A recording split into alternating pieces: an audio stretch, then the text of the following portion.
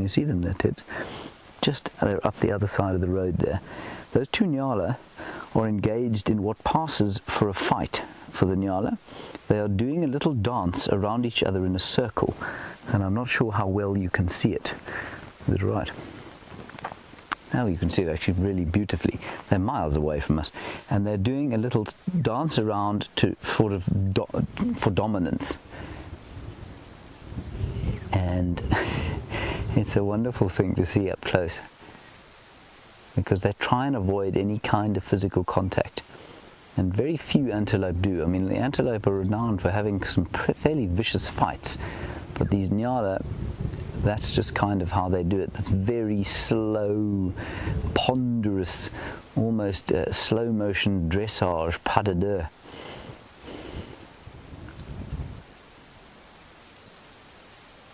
Ridiculous. Of course, Brent Leo Smith and I have engaged in something quite similar around the fireside chat. That was also equally ridiculous. Okay, that's the nyala. We're going to head off that way, hopefully to find my binoculars, and we'll pass you back over to Scott. He's still with his elephants. We'll head back this way. Enjoy. See you just now.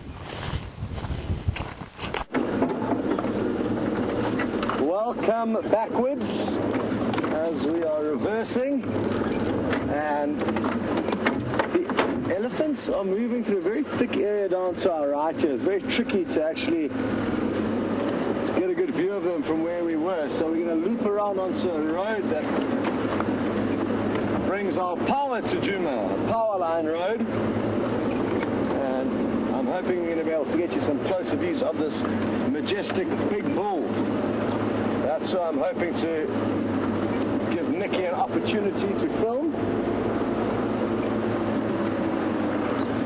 I guess you get the picture from James, or James's pictures confirm that it's an exceptionally hot afternoon. The animals are on the go slow for now. The buffalo are no different to these elephants.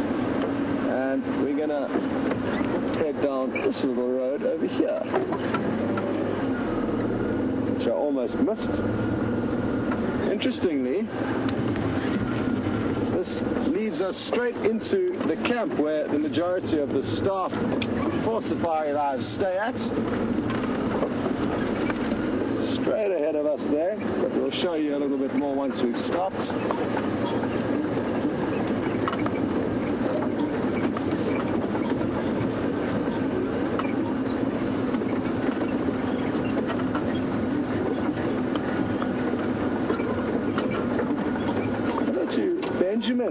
In Maine, and you'd like to know how much do elephants feed on every day. And a big bull that weighs about 6 tons will eat about 250 to 300 kilograms of food a day. That's over 600 pounds. Mind-boggling. A massive, massive salad. So they are big feeders, the African elephants, and they do not have the most effective digestive system, which is what causes them to need to feed on so much. I'm just going to stop right here. And there's a little gap through here where Nicki will be able to show you some views of this beautiful big bull. Ooh, interesting. Now that the wind is blowing from them towards us, you'll remember initially it was blowing from us towards them. Now we've got on the other side of them, and I can smell the sweet smell of must. And basically what that means is that one of these bulls is in a sexually heightened stage, and there'll be a liquid dripping profusely from their penis, like a broken tap. I'm guessing it could be the big guy. And what I'm going to look for is for any moisture between his back legs, or ideally you can just see the dripping coming from his penis. Now, must is derived from an Indian word, from the Indian elephants, and it means mischievous, because the elephant bulls tend to be quite naughty when they are sexually charged with hormones and testosterone, and we need to not necessarily be very cautious of them because he may be in a relaxed mood, but it does certainly mean we need to pay attention to his body language and any behavioral signs. Oh, here's a young bull. We don't have to worry about what he does to us. He's just giving us a bit of attitude. but no issues there. But the big bulls we certainly do need to be aware of when they are in the sexually heightened stage called musth. It's not always that they cause trouble, but they sometimes do.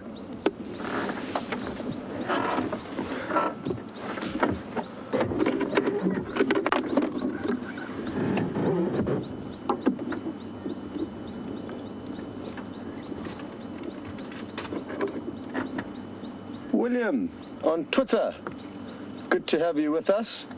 And William would like to know if female elephants will be more inclined to mate with an elephant bull with big ivory, similarly to that a lioness would be attracted to a dark-maned male lion.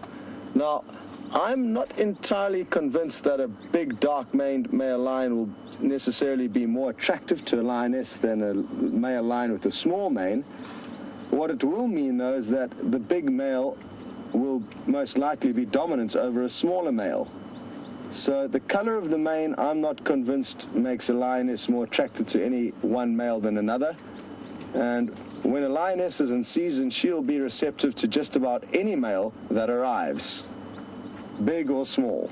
So I think that's a bit of a misconception that you have, and I think the female elephants are the same. I don't think the animals are nearly as materialistic as we are as humans, and they basically want whoever's the biggest and the strongest to mate with, and usually nature's natural selection will provide or put the biggest or strongest bull or male lion in pole position to mate with any females. So I don't think looks matter as much as it does in the animal world as it does in the human world. But that's just my opinion. It'll be interesting to hear other people's thoughts on that matter. I feel quite strongly about it though, William. And even a raggedy male lion with a pink mane, if he's big and strong and wise and experienced and he chases away all the other male lions in this area, the female lions would be more than happy to mate with a big male lion with a bright pink mane.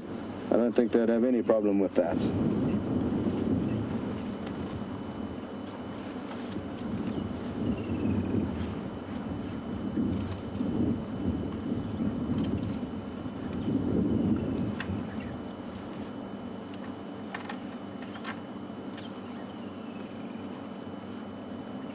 Hello to Smart Redhead, and yes, the tusks are teeth, and tusks are ivory, and therefore are teeth ivory? Yes, they are. But it's not going to be nearly as wonderfully shaped and useful, I guess, for those who do want to make ornaments and other things out of the ivory. The teeth will not be big enough pieces of ivory, but it certainly is still the same material. And oh, the big bull's breaking a branch there. You may have heard a little bit of a cracking. Sadly, he's in some thick bush. It might be worth going across to him though. There we go. Let's see what he continues to do here with this big, it looks like a buffalo thorn tree he's getting a hold of here. Oh, that tree's in trouble. Not easy to see exactly what's going on from where we are, but let's keep watching because I think this could get interesting.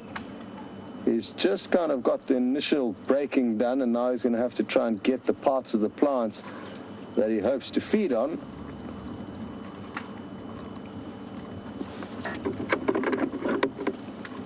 This is obviously a very tasty patch of Juma because the elephants are very content to stay here.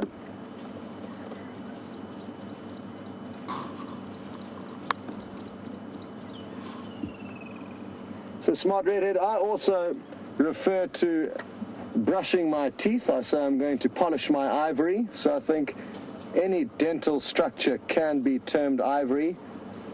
I think you can also call the hippo's teeth ivory, as well as some of the teeth of some of the swimming mammals, the whales, will also be termed ivory. So it's just a general term, I think, for any impressive teeth.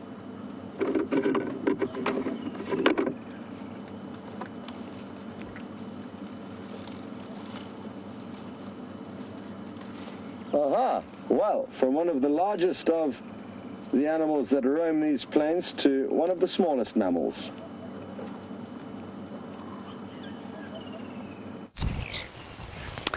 Now, two of the smallest creatures out here in the bush, of course, are Tebs and I, standing at 5'8" me, 5'7" for Tebs, respectively, and those dwarf mongoose, of course, are even smaller than us. The smallest carnivore in Africa, and I think the big thing to know about them is that they are known, well, they are carnivores, but you perhaps don't think of them as carnivores. And carnivore, quite apart from meaning meat eater, it is actually an order of animals to which the dogs and the cats and the hyenas, the mongooses, the weasels, and all those sorts of animals belong. So they're all related in some way, very distantly, and that's the smallest representative from the order Carnivora that we have here in Africa. And they're very precious little things. And a little troop that we saw yesterday had produced some pups, and I'm not sure about this one. Right, now what we're going to do is we're going to sneak a little bit closer with us, and what we'll try and do is call them out with a bit of an alarm call. I'm not very good at it, but let's see if we can get them out. You sort of suck your lips against your teeth, and then sometimes they stick their heads out. It's very amusing.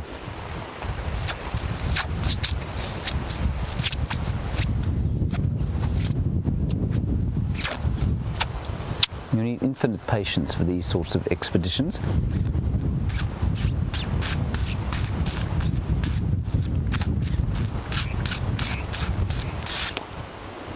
Yeah, they haven't come out yet. We'll go a little bit closer. If they don't come out, then we'll show you the actual burrow where they've gone in. And all right, so there we can see the hole that they went into.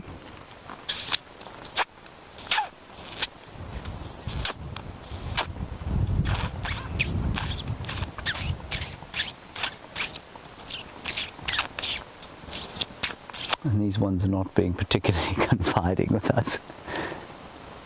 All right, while we wait and see if they come out, Tebs, what I'm going to ask you to do, there's a guinea fowl just through here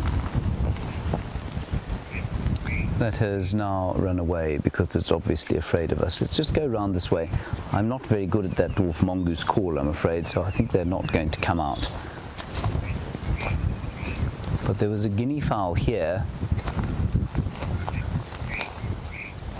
which has now escaped me. How very frustrating. It's disappeared into the bush there. All right, never mind. Right, let's come and have a look at the burrow where these dwarf mongoose live. And yet, a few days ago, Scott had an astonishing sighting of a black mamba. And the black mamba disappeared into a hole that would be perfect for a dwarf mongoose. And they actually, I don't think they share burrows, but they live in exactly the same sort of holes. Now, the little dwarf mongoose have gone down in here. And I would hate to be a dwarf mongoose and arrive home, and find that the home had been occupied by a substantial black mamba. That would be very bad news indeed. Not a nice house guest for anyone, mongoose or human being. Right, let us carry on up here. We had a chameleon earlier this morning up here, and I'm hoping not so much to find the chameleon, but to find the binoculars that I think I left with the chameleon, and hope that he hasn't walked off with them. It's a most glorious afternoon. Temperature's perfect.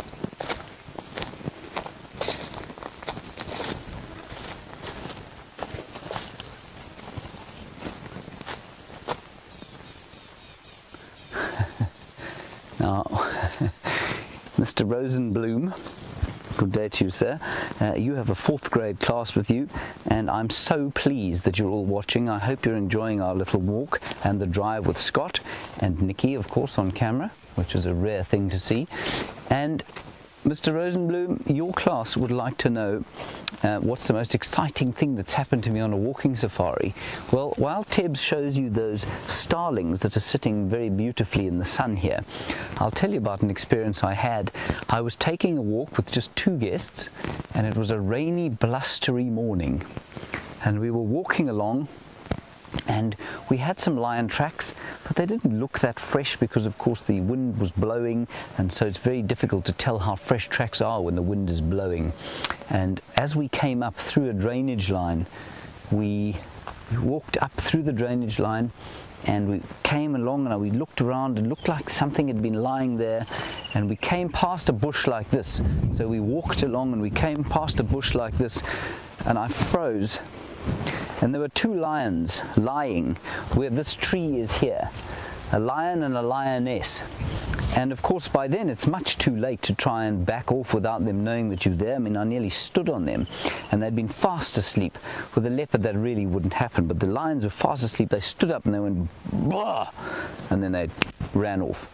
And the guests just stood frozen like that, which of course is the natural instinct. And people often say to me, well, how do I know I know I'm not supposed to run, but I just don't know that I'll stop myself running. The most obvious instinct that you have when you're under threat in a place like this is to stand still. It's fascinating. It's a totally instinctual response. So if we were to see a lion there, the last reaction that Tebs or I would have instinctually would be to turn around and run. You stop and you do that. It's the first thing that you do to assess the threat. And that's way down in our prehistory. That comes from our evolution on the plains of Africa. Nice question. Thank you, Mr. Rosenbaum's class.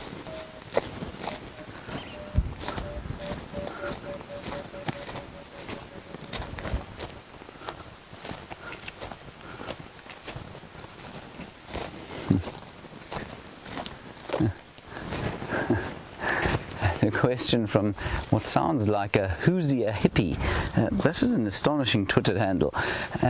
You want to know if not all black mambas are substantial. Yes, who's a hippie, they can all get substantial, especially the females, but of course when they're born they're not so substantial. And you know, I don't know how many of them actually live to the fullness of life, to their potential. So you know, if they get very old, they get very big indeed, and they can get up to 3.5 meters, which is 3.5 meters. I'll walk it out for you. I'm standing at meter 0 on 2, 3.5. I mean, that's a big snake, and not all of them get to that size, I think, before they either die or, you know, something preys upon them. But that's an enormous snake, and that's roughly the size of the snake that Scott saw. And if you want to see it, go and check out the SafariLIVE Facebook page. You'll find it there, a video of it. It's a massive snake. It's really impressive.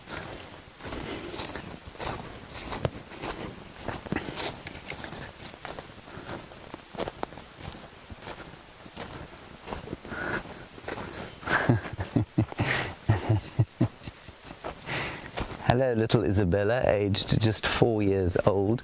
You want to know if I think that the animals are ready for Santa or not. I think they are, you know. I'm definitely ready for Santa, and I'm hoping that Friday morning brings me an enormous number of gifts, but I don't know. We'll see what happens on Friday morning. Of course, Friday morning is Christmas morning. I'm just going to show you this tree over here. Tebs, come through here. Tebs, of course, is attached to an enormous pack with a giant aerial on the back of it, so it's not like he can walk totally carefree through here. Look at this tree. You were just watching that elephant with Scott, and it had pushed over a ziziphus tree. This is not a ziziphus, of course. This is a marula tree, and this is an unusual state to find a marula tree in, simply because they have evolved so well to escape being damaged by elephants. Now, I don't think that this has been pushed over by an elephant. I think what's happened is, you look here, you can sort of unravel the fate of this hapless tree. Down here, you can see where an elephant has taken the bark. Now, the bark, of course, quite apart from being a nice covering, provides a really important function for protection of the tree. Now, once the bark is pulled off, it's not a very hard wood marula. You can see how the borer beetles and various other sort of wood-boring insects have got into it. The woodpeckers would have drilled holes. In fact, I'm sure a bearded woodpecker would have used this as a territorial drum at some stage, and then the fungus and other rotting things will get in there. Sorry, I'm just wondering what's going on. Sorry, 1 second. Tebs, let's just check that. Apparently we don't have audio. Sorry, I'm just going to contact the final control. Oh, Oh, we've got good audio, sorry. I got deeply confused there for a second. Sorry about that. Let's continue the story. So then the funguses would have got inside and the various other rotting organisms that would have rotted the wood. Then I think what happened is that while it hadn't died, the tree would have been living. In fact, no, it is now dead. It would have been living because it had some bark going at the top here. It then would have died, at least it then would have fallen over in a big wind, probably because you can see at the top here the wood is rotten. And that's what happened to this hapless marula tree.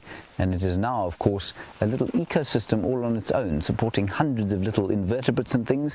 And there was actually a spider here. The spider seems to have moved. Just see if we can find something under the bark here. Come over here, Tebs. What we don't want to do is disturb scorpion onto our hands. We'll just have a break off a little piece there. And now you can see, look at this in here. This is basically a termite mound. So a wood borer or some kind of termite, a dry wood termite, has come in here and built itself basically a mound inside the bark of that tree. Just amazing stuff. So they've slowly digesting away the wood inside the tree, and they live under here for the same reason that they would live in a mound. Right, let us continue.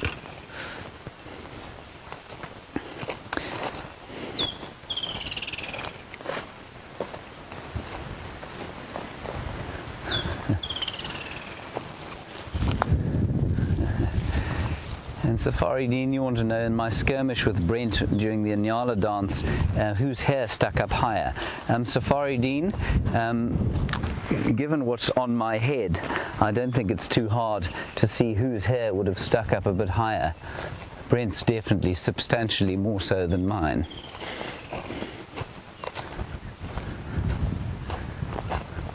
The days of my having long flowing locks like Brent Leo Smith, unfortunately, are well in the past. Oh well. Now, it was somewhere around here that chameleon was, and therefore perhaps my binoculars, but I think I actually lost them before that. Oh dear, Tebs has got himself stuck on a tree here.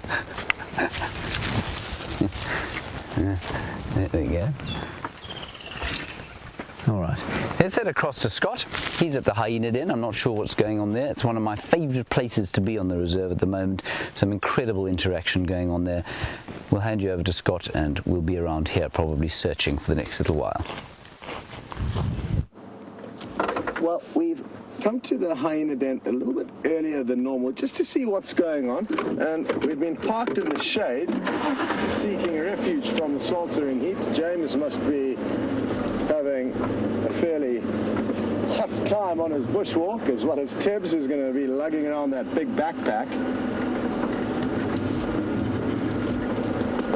There's just one hyena here that we've seen, and she's lying up just over here. She's not looking hugely impressed with the weather conditions at the moment. And she is not in the best condition, that is for sure. She's an old lady, this, and a little bit moth-eaten around the edges.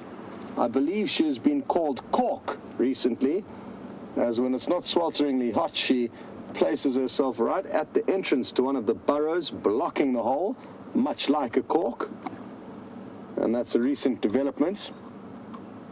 So interesting stuff going on with these hyenas, and like I said, I just thought we'd pop in here to have a quick check on what was going on. You never know what exactly is going to happen out here. And I was actually pleasantly surprised to find anyone here.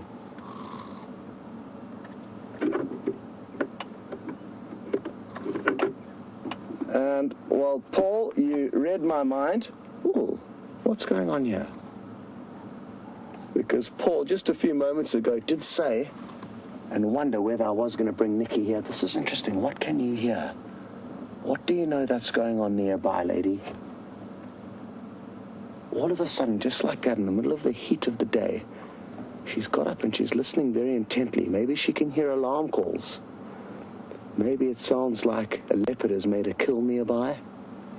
Or maybe something's approaching. Something has unnerved her. What's wrong? Is there another hyena approaching, or are you going back to your, I think it's time to play corky? You want to go back to the other side of the termite mound and plug the hole where your youngsters are sleeping.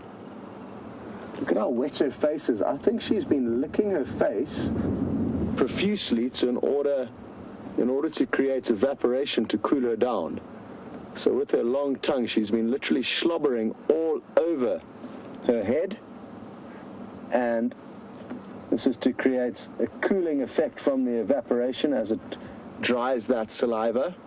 I didn't see her doing it, but when we arrived here, she was literally dripping in drool. And I think she's applicating all of that onto the bare parts of her face, which will most effectively cool her down. And now it appears she's almost just holding her face into the wind. The wind is blowing from her towards us, exaggerating those cooling effects.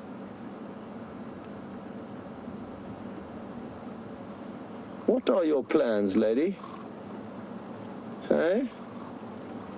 Is everything okay? Was it a false alarm? Or is something amiss here?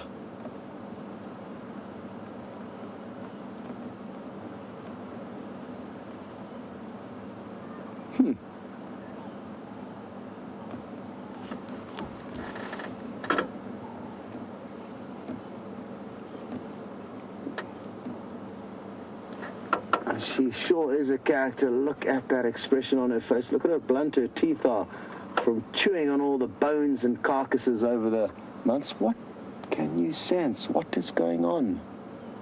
I love the way she was wobbling her head like that from side to side, trying to get a better idea. Oh, there we go. That gives a good idea of her age, those blunt teeth. Julia in Houston, thank you for your concerns regarding the virtual reality rigs remote that I lost yesterday. I do have it. I lost that and my cell phone, both of which I retrieved off the dirt roads that take us through Juma. The wild dogs actually ran straight past my cell phone. We drove straight past my cell phone and following the wild dogs to make sure we didn't miss any action. But thankfully the vehicle behind us stopped to pick up my phone, and I have got everything back. Julia, thank you. Well, I'm so happy we got to see this really interesting behavior from this lady. But now it looks like she's back to sleep. And Mary in Missouri, you are entirely correct. Her name used to be Mankey, but it's not the kindest of words to name anything, even an old hyena who is a little bit worse for wear. So the decision was made to call her Cork, as it's more socially acceptable, I think. And also quite a fitting name, because she does lie in that same spot very often, plugging the hole. But with naming animals, and it's up to all of you, I mean, we can try and stick to a name that everyone likes, but that's probably never going to happen. So if you would like to have your own names for these animals, you're more than welcome. But I think it is important that we all agree on any given name so that we don't get confused. And for now, she is Cork, but like I say, you can keep your own private names. And the reason why we name the animals is not so that we can call them when it's dinner time. It's simply so that we can keep track of who's who, whose baby belongs to which mother was mating with which male, and just keep general kind of tabs on their movements.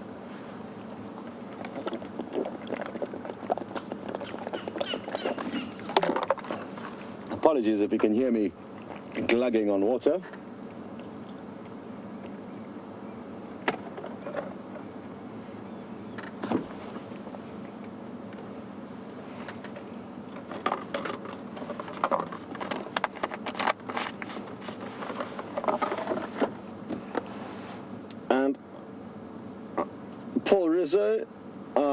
like the way you think, and Paul is sympathizing with this old lady and says that it's not an easy business having 2 young cubs and possibly also being in charge of this clan.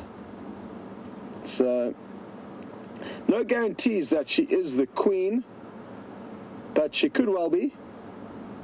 And what we do know is that she does have 2 tiny little cubs, which is not an easy business raising out here. Okay, well, while things are fairly peaceful and sleepy here, I think we're going to go back to that herd of elephants. We're not far away from them, and see if we can't get you some better views of them.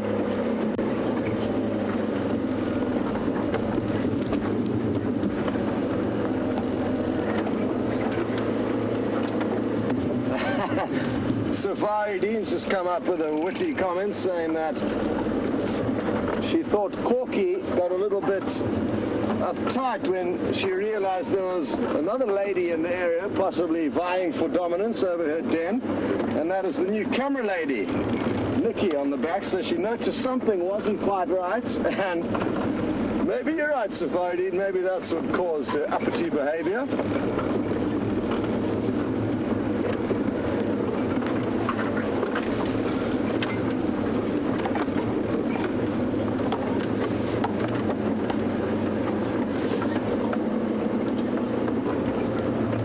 Like I said, we're not too far from that herd of elephants, and it was actually Nicki's idea to just shoot you quickly while the elephants were in some thick bush, rather than waiting there. And I think that worked out well. We got a good view of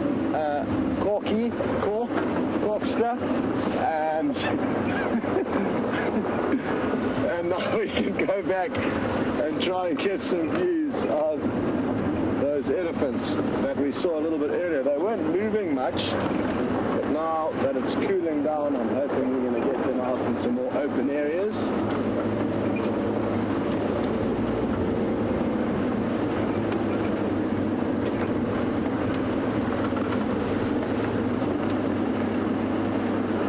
Well, Pamela, thank you for sharing your Christmas wish list with us, and you would like an elephant for Christmas. And I'm sure whoever's going to be driving around on Christmas Day, well, it'll be Brent and James, will be able to provide you one. I'm guessing you don't want one delivered to where you stay, because that would be a serious job you're asking for, getting yourself into trying to look after an elephant. So I'm guessing you just want to see one, and that we can certainly do, hopefully every day between now and Christmas. There are good elephant numbers around, that's for certain, and they do fluctuate. There are periods where there's not many eddies around, but for now our elephant populations are good, and let's hope they stick around.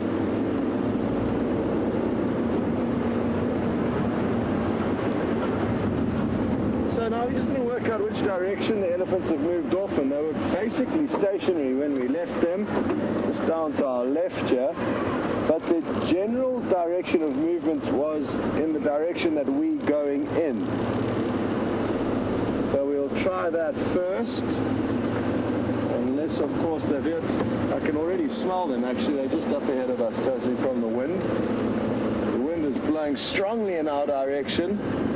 You can see one or two individuals through this gap here, but we'll just show you quickly. There's a brief glimpse of them out there, but I want to try and work out where the rest of the herd is before we bundu bash off in that direction. There's the big bull on our right.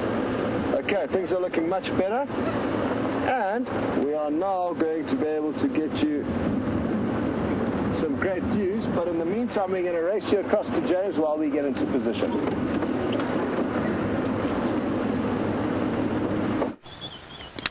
Well, everybody, there is 2 barn swallows beautifully framed by a magnificent grey cloud that is blowing over here. Now, of course, these things come from Europe, and apparently the ones that come and live in South Africa for the summertime don't actually come from England. But those of you who do live in England, of course, when you see a grey sky like that, you think, oh no, not again. We think, oh goodness, what a wonderful relief. And these chaps have come somewhere from Europe, I think France and Spain, if I'm not mistaken. That's where most of the barn swallows that end up here come from. I haven't tried to speak either Spanish or French to them, given that my Spanish is non-existent and my French extends to asking for croissant in the morning. So that's where they come from. But many of you in England will be familiar with the barn swallow. It's the same species that breeds there in the barns in the countryside in England in your summertime. Then they come out here. They're completely silent for our summertime and your winter.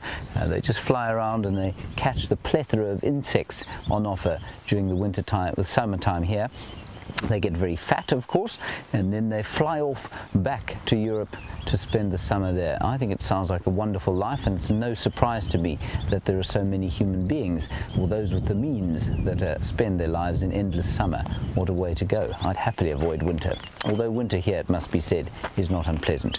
Right, Scott is back with the elephants. Let's head back to him. We're going to head terra incognito to the east here and see what we can find there. The binoculars I have failed to find. Luckily, they were a very cheap, nasty pair from a charity shop. So it goes. Easy come, easy go. See you later.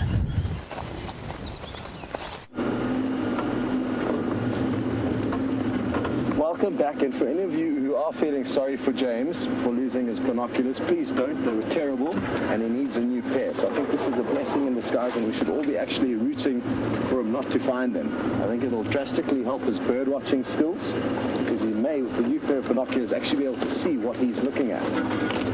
Now, the ellies are still slithering through the bush ahead of us, and some of you may query the word slithering to describe the way an elephant moves, but they are surprisingly light-footed, and we are doing our best to try and get you some views of them now. It shouldn't take long before we sneak up into a better spot. I just don't want to put any unnecessary pressure on them, and we're just going to take our time and get there slowly.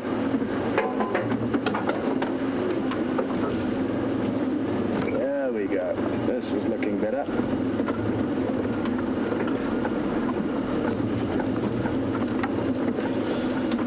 Oh, different shapes and sizes here. That looks like there's a beautiful big cow as well.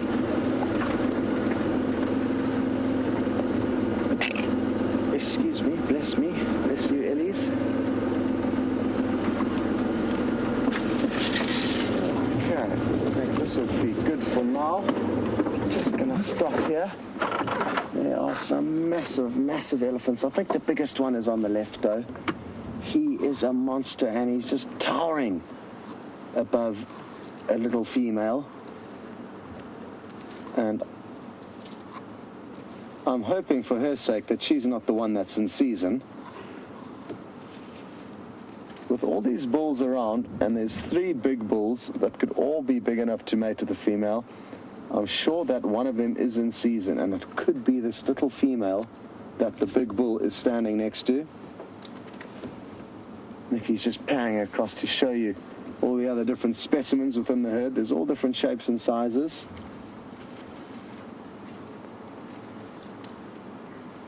But this guy here is the monster that we've been hoping to show you. Now, I'm looking closely to see if we can find out which male's in must, and it looks like it is him. It is indeed. It's the big boy. And as Nicki pans towards the back half of his body and we take a closer look between his back legs, you'll see there's a lot of moisture there, dripping like a broken tap. Isn't that fascinating? I mean, the amounts of liquid that they must lose on a daily basis must be crazy. At least maybe 50 liters a day, I would say, if it drips like that. But thankfully they can drink up 50 liters within just a few seconds, being an animal of such massive size. I'm going to try and loop ahead of them quickly. They are moving in a set direction, and rather than us putting pressure on them, I would rather them come walking up to us. So it's going to require us to reposition ever so slightly. It's going to be worthwhile. Also, once we reposition, we're going to have the sun in our favor. We're not going to be looking into the sun anymore. It's a very important aspect of guiding, and something that took me a little while to get used to, is that positioning the vehicle is critical, and having the sunlight at the right angle, depending on what you want to achieve, is something that we always kind of now subconsciously factoring into the equation.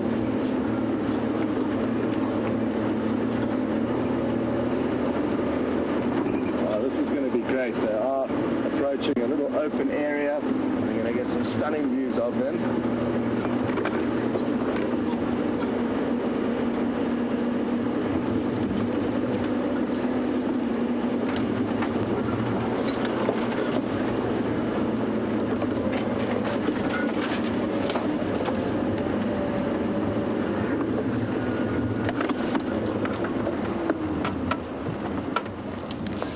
We should just wait here and see what happens. Now, let's take a look at this bull. He's not a very big old bull, but he's impressive.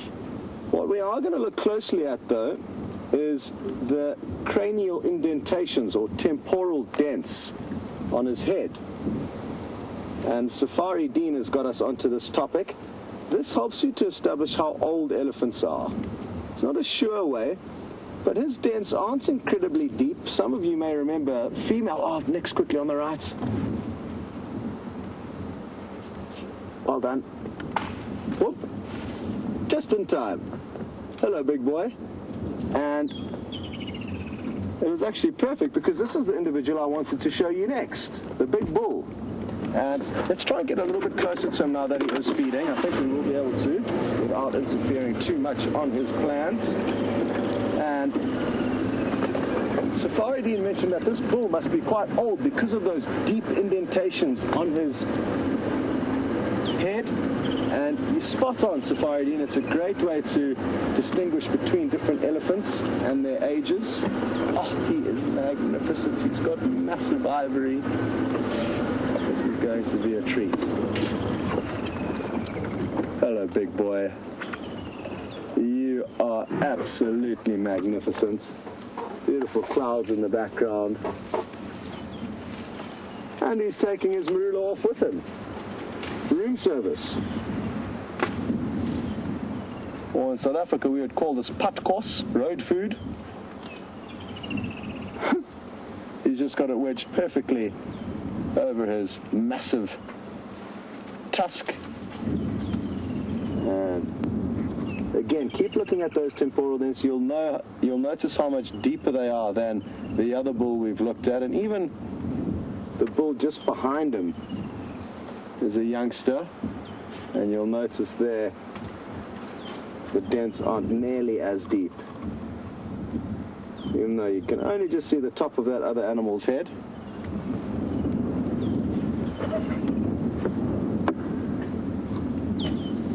Woodland's kingfisher calling nearby. What a magical afternoon. There's a strong breeze blowing, which is really keeping us nice and cool. Another bull is just approaching from our left. So lots going on here.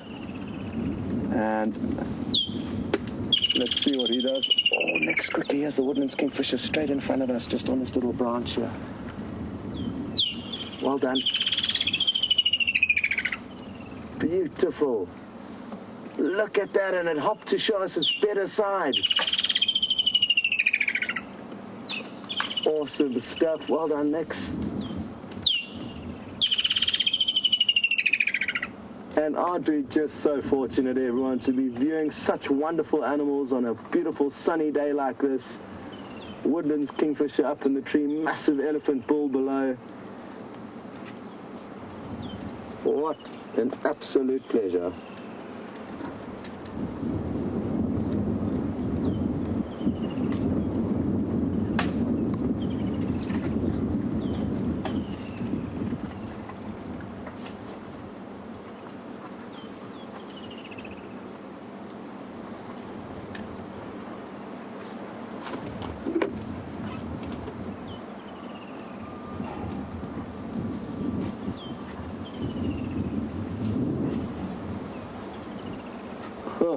Well, Paul Rizzo, yes, you are correct. It would be possibly one of the coolest experiences on the planet second to going to the moon.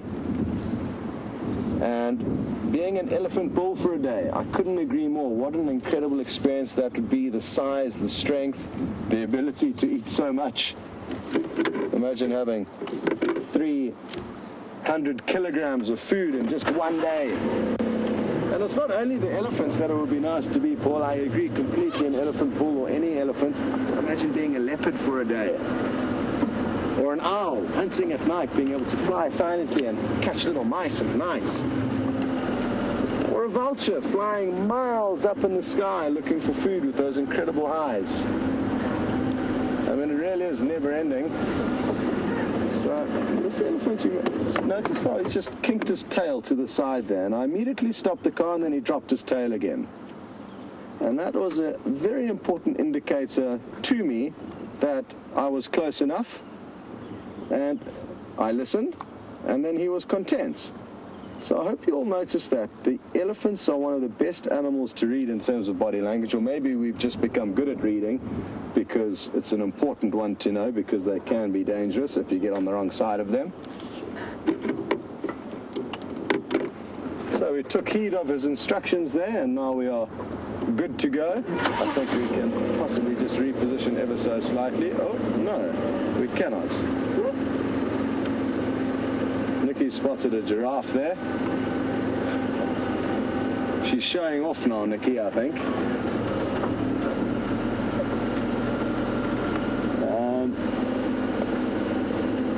Let's try and work out what to do next.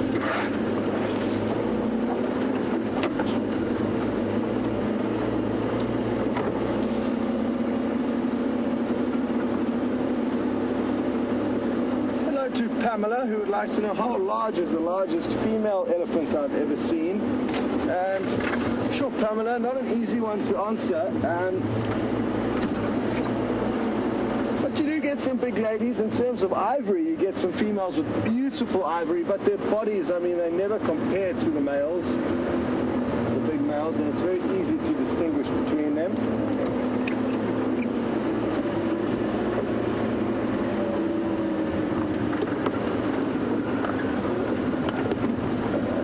This is going to be good. Again, another great loop around opportunity. And we're going to try and get ourselves into pole position to get a view of this big bull. Here he is. Coming straight towards us. This is going to be awesome. Hello, boy. Come on. You can come closer, please. Please come closer. Come on. Now, he certainly doesn't understand English, but he may understand gentle tones, and that's why I'm just speaking in a very calm voice, and hopefully that will calm him down. There's no guarantees that it will, and in this sexually heightened stage, maybe he's not hearing too clearly.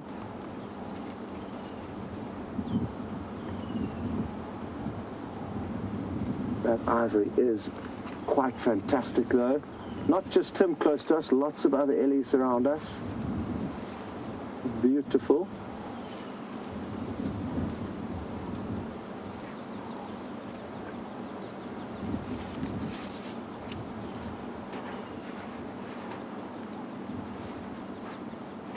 Oh yes, a bit of dust bathing. Always wonderful to see that. And here comes the big bull, Nix. I think he may flatten this bush in front of us. Oh, yes, you are big and strong, aren't you? Come on, boy. You see the way he's draping his trunk over his tusk there? That's also a very good indicator that an elephant bull is in must. And if Nicki just zooms in past his trunk draped over his tusk onto his back leg, you'll see how wet it is. And down to his toenails, you'll probably also see them glistening with the moisture that's come down from his penis. So, again, another good indicator of size, of his sexual state. And this is just an incredible display. Hello, boy.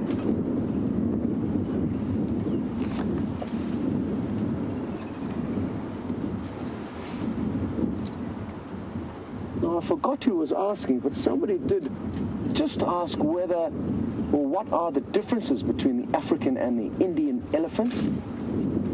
And that's Smart Redhead that asked that. Apologies for forgetting. And the major differences are size. African elephants are considerably larger. Their ears are much larger than an Indian elephant, who's got small ears. And an Indian elephant also lacks the prehensile fingertip. Oh, you see he's testing that female. She must be the one that's in season. She's just defecated, and interestingly, oh, now she's urinating. He's going to go for that probably. There he goes, sniffing her urine that she's just deposited there. And he's gaining very useful insight into when exactly she is going to come into season. So it's obviously not yet, but the fact that there are 4 big bulls in and amongst us means that they are all going to be vying for her when the time is right. So apologies, Smart Redhead, I got a little bit distracted there. Major differences between African and Indian elephants: the prehensile fingertip that the African elephant has, allowing it to pick up tiny little things. There we go, like a peanut. Indian elephants lack that. The ears of an African elephant are shaped like Africa and very large. And yes, you can ride both African and Indian elephants. There are certain rehabilitation centers where you can actually get onto the back of one of these giants. Hard to believe. We're not going anywhere, and neither are these elephants, but you are, over to a little critter on Bushwalk with James.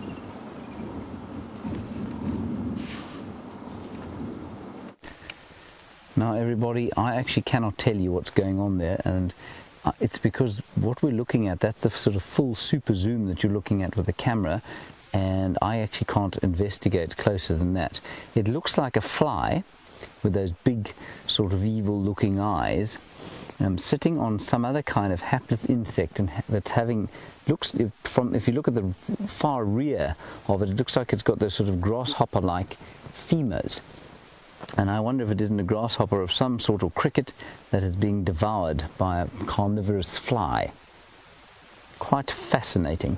Now if Tebs zooms out from there, this termite mound, we're standing on a termite mound, and Tebs is perched very precariously, so if the picture suddenly disappears, it's because he's rolled onto the floor just behind us. An enormous termite mound, and on the mound is all sorts of vegetation, and I'm associated sort of invertebrates that are living with the vegetation. I'm going to quickly take you through it before we go back to the elephants, and if anything exciting happens with the elephants, I'll hand you back straight away. Here we've got something called a Rus Gwenzii, or a currant what's it called? It's a currant bush. Rus Gwenzii. Then in amongst it, this beautiful green tree on which the fly was eating his hapless cricket is called a woolly caper bush. It's got vicious little thorns on it here, and it's normally a sort of creeper. It doesn't grow on its own, and you can see these thorns, vicious thorns, quite nasty things that will have you tied up for months if you're not careful. So that's the other tree that's on it. Then what else have we got? We've got sort of we've got guarri bushes around the side. They're here. If you look at the guarri bush here, there's a guarri bush. And then underneath that, the Papia capensis, which is traditionally used apparently to cure baldness. I have so far failed to make it work at all. And then lastly, this incredible little plant here, which is a wild asparagus of sorts. I haven't ever eaten it. I don't think it's edible, but it belongs to the asparagus family. And so this sort of, this mound, which is deeply ancient, it's about almost sort of 5 meters high, 15 or 16 feet, and in diameter it's huge. It starts over here where I'm standing now. So we'll just give you an idea of it. When Tebs turns around, you'll see the extent of this mound. And it's a very ancient mound, probably hundreds of years old. And it goes all the way around the height of it like this. It's not occupied anymore, save for by things that might live in the burrows over there. So there might be a warthog in there. I did check. I didn't stick my nose in, but I stuck my stick in to see if anything came out to bite it. Nothing did. Could be a warthog. It could be a honey badger. It could be an aardvark or something like that that would have dug it and might be living in there now. So just an astonishing sort of ecosystem on its own here, all around this termite mound, which has very, very fertile soil from all the termites and the dung that they put out here, put in here for over the hundreds of years. Let's head back to Scott. The elephants are using some dust to clean their parasites off. We're going to carry on down to the south. See you just now.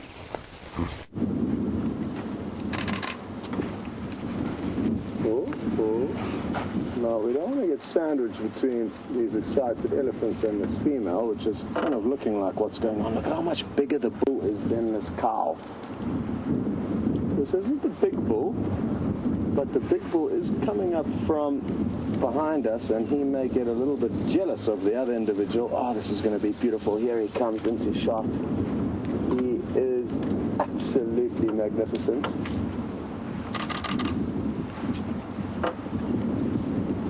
Just like that, they decided to move off.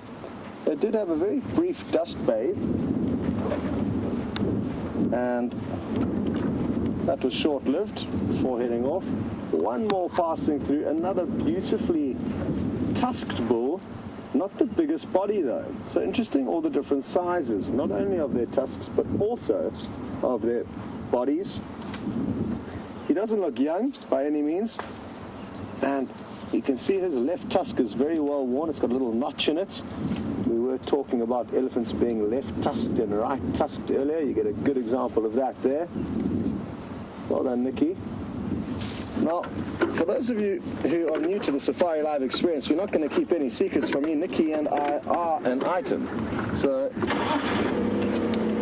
that's that, boyfriend and girlfriend. Would you believe it? And we have been for long before she came and joined us here at SafariLIVE. But it certainly is wonderful to be out with her on camera this afternoon. And as much as she loves her role as a director, she does get a little bit jealous every afternoon when we head out on these adventures. Okay, let's loop around these ellies and see if we can't get you some more good views. I'm guessing we will be able to.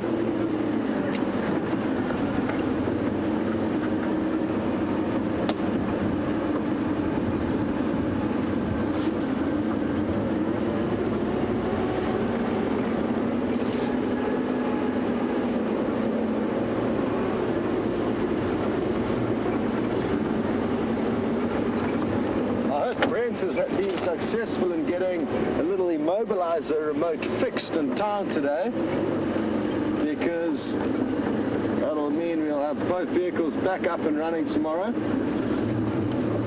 Not that there's anything wrong with going on the Bushwalk, but it's just nice to have all the options open to us. A little giraffe and its calf in front of us, the same two as earlier, but we are going to skip them and get into another good spot for these ellies.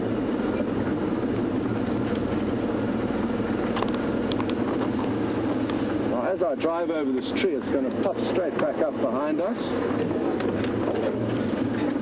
So do not worry. And just as evidence for that, I'm going to ask Nicki to zoom back and show you that tree. So there it is. Back up, just as we left it. Thank you, Nicki.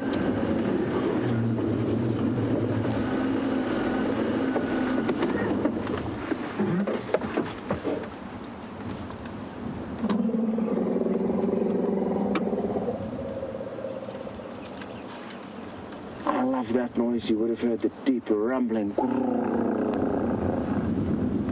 of the ellies. Which one it was, I'm not too sure.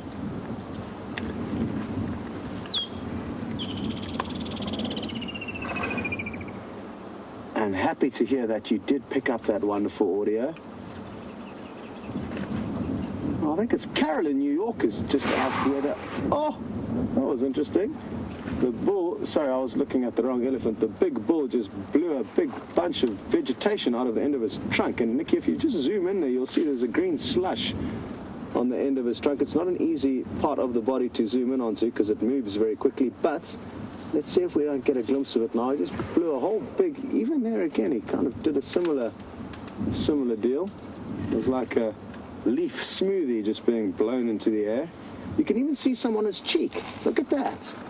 See a bit of a green tinge, all the shrapnel, and on his eyelashes. So not too sure what that was all about. And Carol in New York was asking, what will the elephant bull do when the female comes into season? Well, he'll probably climb on top of her and start mating. It's a spectacle that I've only been lucky enough to witness once, but it really is interesting. Let's watch closely here. He's coming to sample her again. It's this very small female, I think, that he's interested in, towering over her. And she could well be coming into season for the first time. If we do take a close look between her back legs, we'll be able to see that it's got a slightly pinkish tinge when she moves her legs accordingly, and that indicates to me that she is in fact coming into season. Let's just wait 1 second. There we go. You can see it's slightly different coloration to normal.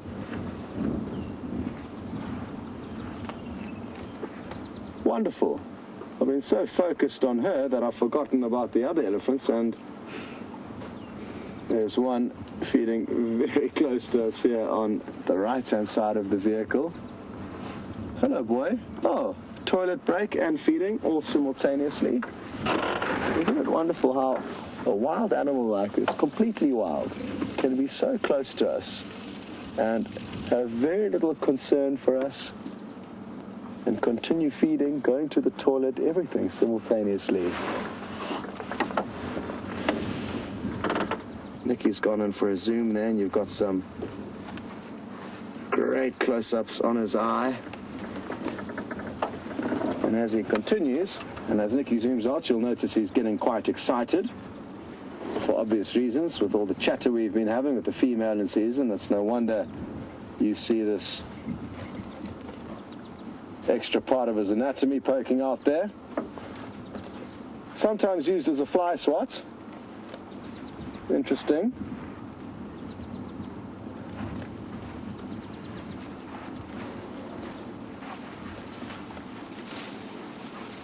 Okay, well, James is literally on ground zero and would like to show you a little grasshopper.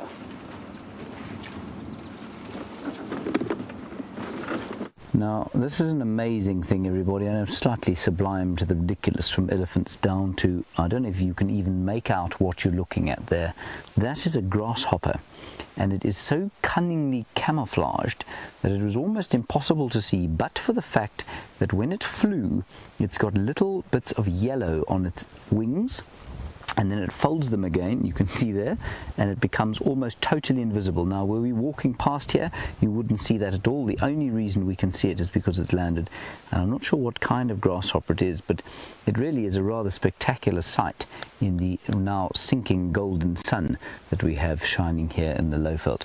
Now, if Tebs zooms out, see if you can maintain eye contact with it. See if you can keep looking at it. Look at that. We're not even halfway zoomed out yet, and it's become totally invisible. It's probably about an inch across. What I'm going to try and do, and this might be vaguely amusing to you, is I'm going to try and catch him. I think he's going to probably thwart my efforts, but I'm going to try and nab him and show you what I mean by the yellow wings. No. He's gone away. Right, before I embarrass myself further, let's head back to Scott and the elephants. We continue south, and with any luck, we'll show you a nice sunset just now.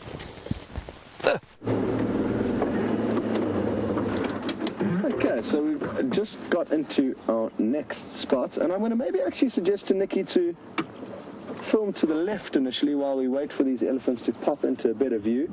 We neglected the giraffe, and I think the smaller one's going to probably be our best bet.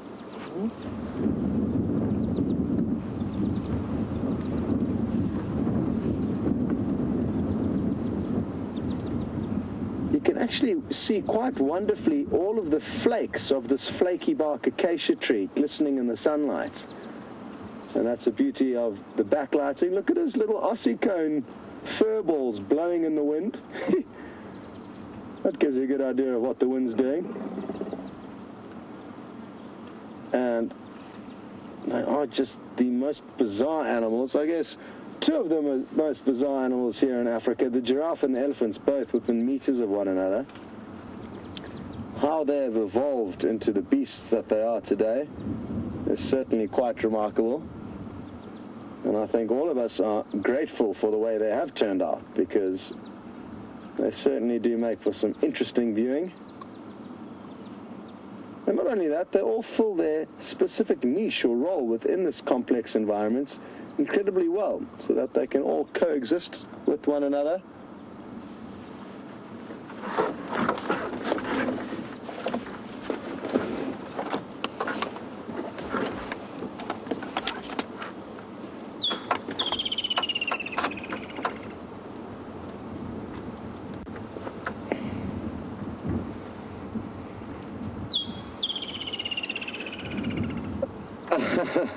Well, hello to Pamela on Twitter, who mentioned that the elephant bull with that green face is getting ready for St. Patrick's Day a little bit early. And wouldn't that be awesome? Have an elephant patrolling the streets of Ireland on St. Patty's Day with full green camouflage. I'm only hypothetically speaking. Of course, we don't want to move any of our animals onto continents where they're going to be freezing cold. But for St. Paddy's Day, it would be hilarious. And I think we'd create quite a fuss if we were to pull off that stunt. Maybe that can be a SafariLIVE marketing campaign for next year. I'm only kidding. Please don't take me seriously. Come on, Ellies. It's the most bizarre thing. They kind of all went marching off and then jammed on brakes again. And I don't think it's because of us. Possibly it's just because they're rushing off for food, racing to the next tasty morsels.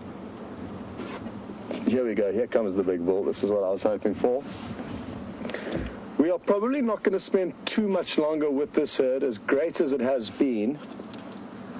I'm thinking that we need to go and cover some ground, maybe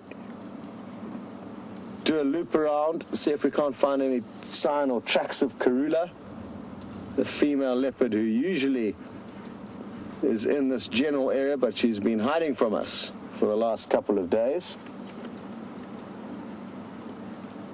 And thereafter we'll probably pop into the hyena den again. So those are kind of my general plans for now.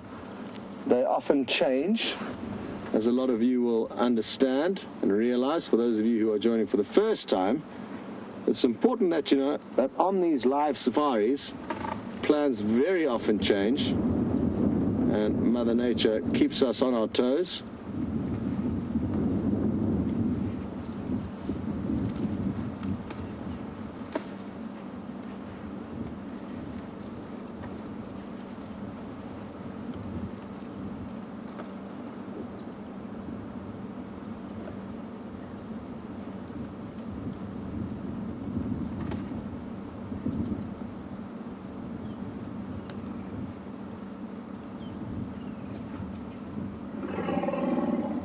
Yeah, wonderful. Another little rumble there that you probably heard.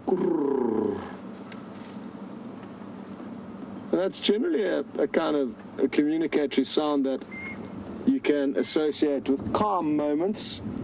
It's typically not when they're getting too worked up that you'll hear that noise. The sounds that they make when they are a little bit more nervous are more hysterical sounds, screaming trumpets. And you kind of know that something's not right when you hear an unhappy elephant. It sounds kind of a cross between a little human baby crying and a baby dinosaur.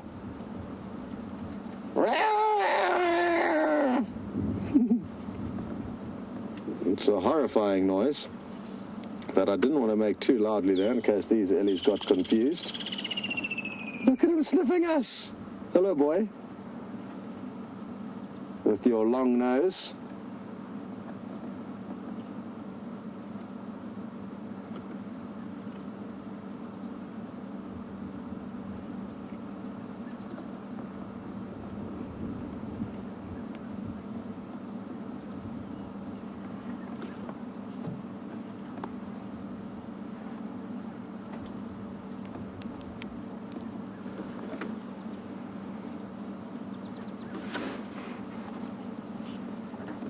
Hello to Smart Redhead again, and you certainly must be becoming very, very smart with all the questions you're asking us, so thank you for doing so, and I hope you're enjoying everything. Smart Redhead would like to know a little bit more about giraffes and their sleeping patterns. Will they be able to lie down when they're tired, or do they sleep standing up? A combination of the two. A lot of four-legged animals do have the ability to kind of doze vertically, especially the ruminants, the animals with four-chambered stomachs that chew the cud, of which a giraffe is one of those. But yes, occasionally you do see adult giraffe lying down, more commonly young giraffe, and interestingly with elephants it's the same. It's usually the youngsters that lie down, and the adults will lie down, but less frequently. One thing I haven't seen for a seriously long time is a big elephant bull sleeping with his head against a tree. That's one of my favorite things to watch. And we'll get lucky eventually, especially now that we are going into the hotter months of the year. Sometimes you get massive bulls with ivory long enough so that they basically almost scrape along the ground, and the elephant will always have to walk with its kind of chin up to prevent its tusks from dragging. And those bulls have the beauty of being able to sleep wherever they want. They just put their chin down and rest on their tusks. Imagine that. I've never seen that happening, only heard of it, because sadly you don't get many big tuskers around anymore. They've been so heavily persecuted for their ivory that there are not many left, and possibly many years ago when people weren't as conservation orientated as they are now, whole genes were wiped out.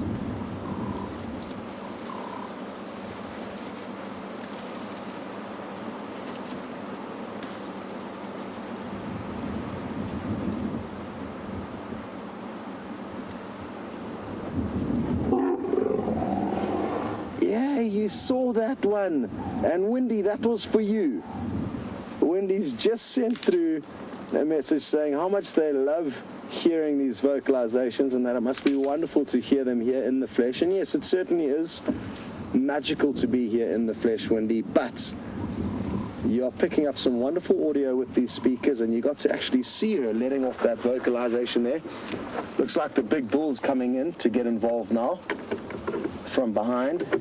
There he goes, and I'm going to actually just drive alongside them. This road's quite smooth, and we should be able to keep with the action here without it being too bumpy and you guys getting seasick.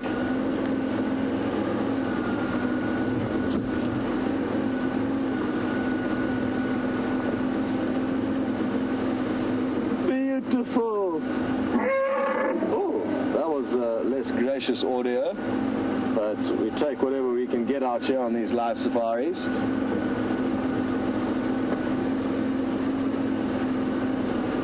isn't it wonderful to be able to coast alongside some giants of the African wilderness like this? I'm just going to try and turn us into a little spot here.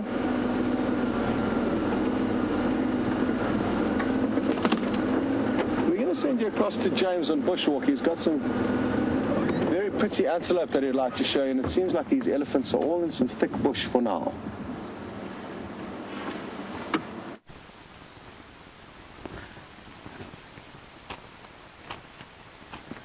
Right, that was very for effect. Of course, we can feel which way the wind's blowing, and there's some nyala there. As you can see, beautiful female nyala. We saw the males doing their little dance a little earlier, and those are the females, lovely chestnut color. And I asked the Twitterverse a little while back how on earth that color could be sort of considered a camouflage, because to us and our color vision, it's just so extremely obvious. And it would seem that the predators don't see in color, but they don't see in black and white either. They see in shades of red and green, and because that's kind of a reddish color, it blends very nicely into the green background. And the other thing that we should note about this little sighting is that, of course, I said to you at the beginning that we shouldn't behave like predators. Now, it's exactly what I am doing. They can see Tebs very nicely because Tebs is sitting on a log, has fallen over, and they can obviously see the enormous aerial that's sticking up over the top of him. But I've now sat down behind a bush, and that's why they're standing dead still, sort of staring at us, because they want to understand exactly what I am. Now, was that a buffalo, it would probably think about coming over here just to investigate what I was doing and what I was. And the fact that they are standing is also indicative of the fact that the wind is blowing straight from behind them towards us. So they haven't smelt us at all. They can see us, but the olfactory sense is so powerful in the animals out here that often, even if they can see you, they don't react. But as soon as they get a whiff of human scent, whatever it is you happen to be wearing, perhaps you're wearing some Old Spice or some Chanel No. 5, they don't like it at all, and they'll often turn around and then run away. There they are now, totally relaxed. And what we're going to try and do is approach them. Let's see how close we can get. Just watch the wind here. You can see that it's swirling a bit because it feels like it's coming from them. Right, so let's approach them and see how far they'll let us get. I suspect they will run, but Nyala are quite good. They are better than Impala, for example. Impala will just take off and run, but the Nyala are pretty good. They're my favourite antelope out here. I think they are by far the most magnificent, especially those bulls. Right, so what we're going to do is approach them just totally straight on, or we might actually just angle sort of away from them like that, but we're not going to try and hide, we're not going to try and use cover, we're just going to let them see us because they know we're here. And let's see if they let us get any closer.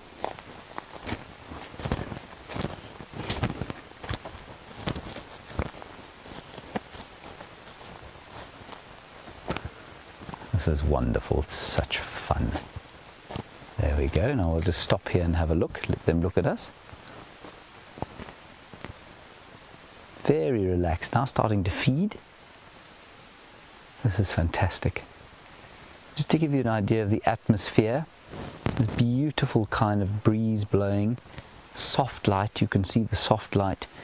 And because of this kind of frontal weather that we're having today, very little in the way of bird song. It's just a perfect little glade here. Let's take a couple of steps closer. There's a little one lying down that I've just noticed. And so we're going to sort of angle now off to the left-hand side so that they know that we're not approaching them directly. If we do approach them directly, they will almost certainly run away. We won't be able to get nearly as close as we can walking slightly away from them. I'll just keep showing you the wind. You can see blowing straight up Tebs' nose there.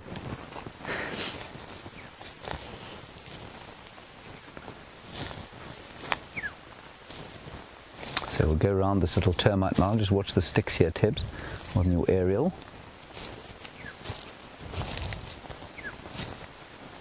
And I'm sure body language has a huge amount to do with how far these animals will let us get from them. There, they're moving off now a little bit. There they are, through there. Just getting slightly alarmed. We're only about, I'd say about 40 meters from them. So about 130 feet, which from an antelope in the bush, for the apex predator to get that close is quite something. And it's because I think our body language is such that they just don't see us as a threat, which is so wonderful.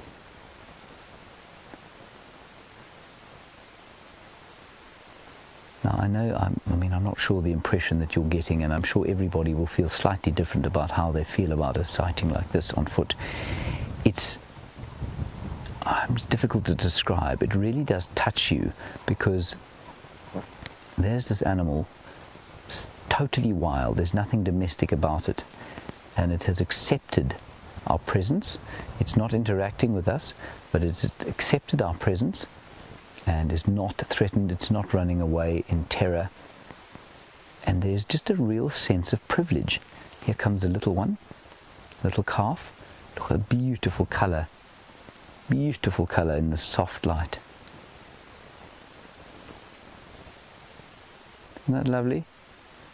I can't express to you the atmosphere around this little glade is just magnificent. It is so peaceful. kind of energy you want to be absorbing. Look at that. Ah, it's just wonderful.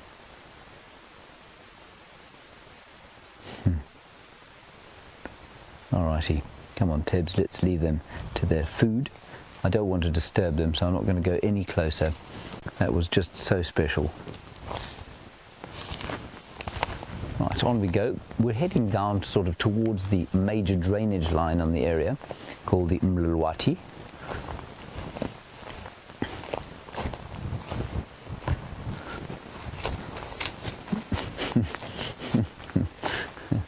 Thank you, Ravi in New York. You're always full of good suggestions. Some of them I think a bit tongue-in-cheek, but you say you really enjoy the grasshopper sighting, and you say maybe I should ask for a bug net for Christmas from Santa Claus. I think that's actually a brilliant idea. I might do that.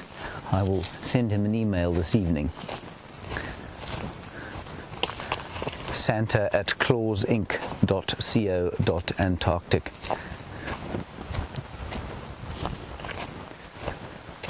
Well, thank you, Pamela. I'm not sure that's what I'm going for. You say I look rather posh with my walking stick.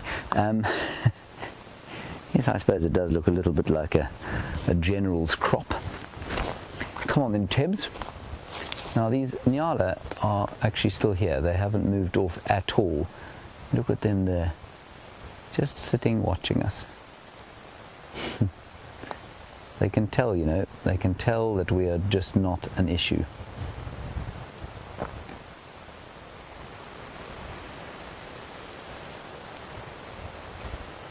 If you ever have the chance to come out here, anybody who's watching, you really need to come and spend some time on foot. It's just, the absorption of this kind of energy is just spectacular. Now, Daniel, you were watching our termite mound earlier, huge termite mound, and you want to know how long a termite mound that size would have taken to build. Well, let's go over to this one here. There's another termite mound over here.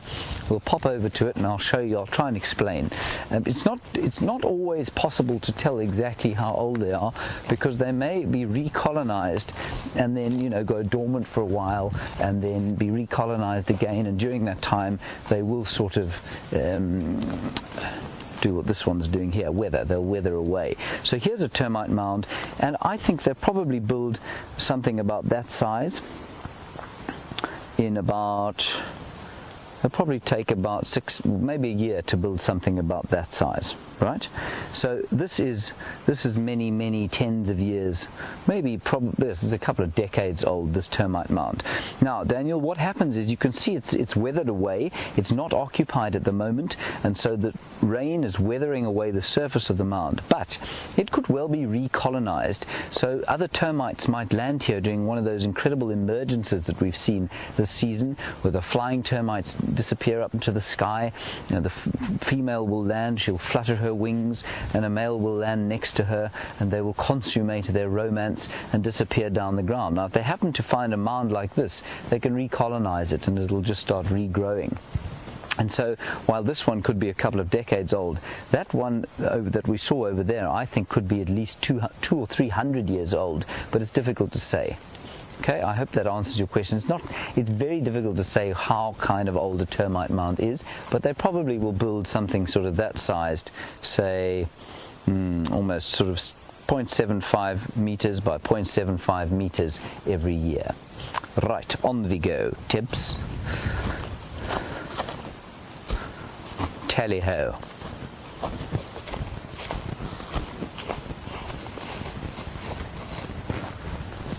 Tebs just getting stuck there.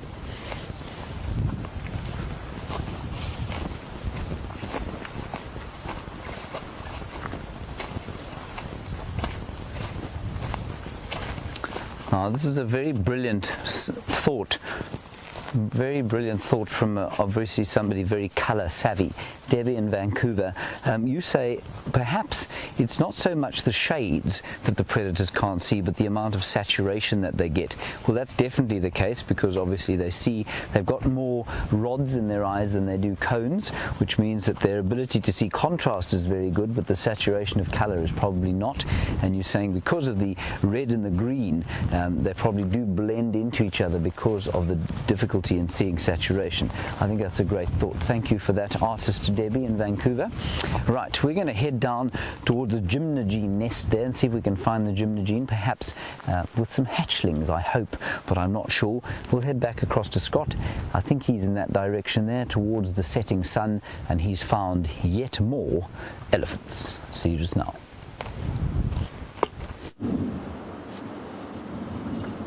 Well, as you can see, this herd of elephants have become completely okay with our presence. One of the females feeding just a few meters away from us. Big bulls still all around, following the ladies closely.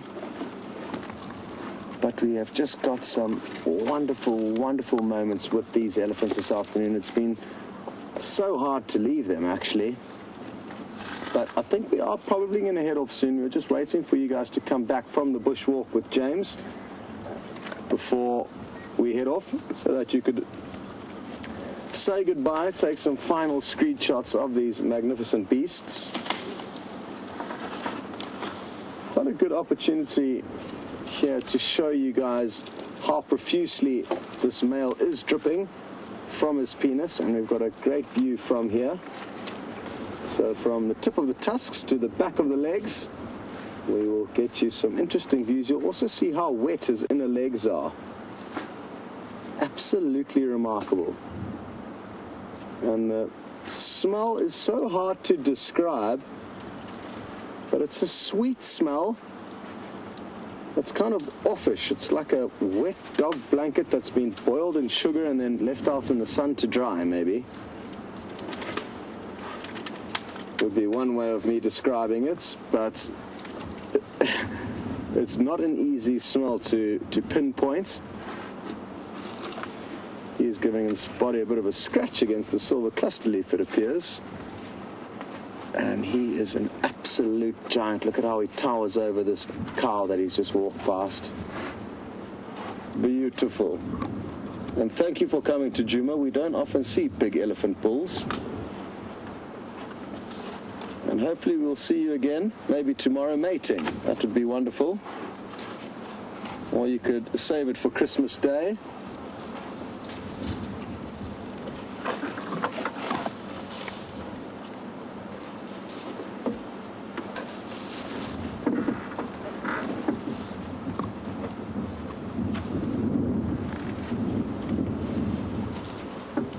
Hello to Gerda on Twitter. And yes, you will occasionally get females with very, very long tusks. And I don't know why you don't get more females with large tusks, but the males are certainly seem to be more prominently tuskers than the big females. But it does happen, and they're probably just less well documented. So that's my kind of theory behind why you don't see more female elephants with big tusks. I mean, we don't see many bulls with big tusks at the best of times, so nothing's stopping a female growing beautiful big ivory, but it's typically the males that tend to have more impressive teeth structures than the ladies. Wonderful. Well, I think the best views for this afternoon's elephant sighting have come and gone, and it is time to now head off in search of other life out here. I'm thinking of maybe stopping at the Gallagher waterhole to see if anybody's popping in there for a drink. And thereafter we'll probably head to the hyena den site. We may do a little bit of a loop around before we get there though.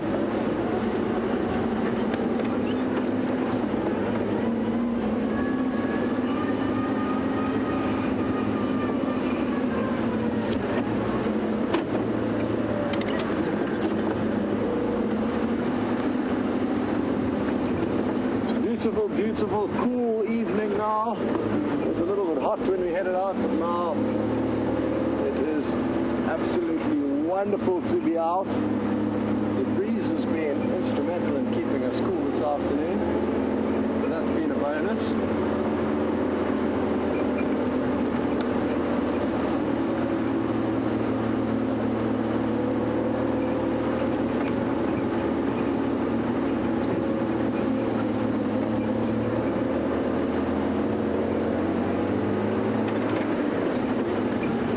I know James and Tebs are certainly going to sleep well tonight after doing their bushwalk in the hot weather this afternoon, bearing in mind that James was also out this morning, and maybe that's why Andrew's sick. Maybe James walked Andrew to the ground. He took him on a fairly decent stroll up towards the Bushwalk waterhole on the Sunrise Safari.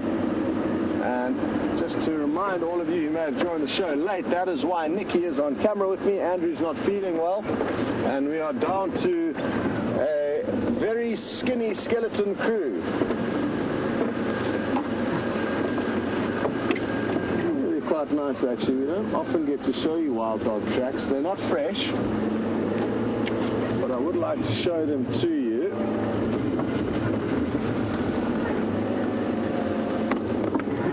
Going to hop out quickly.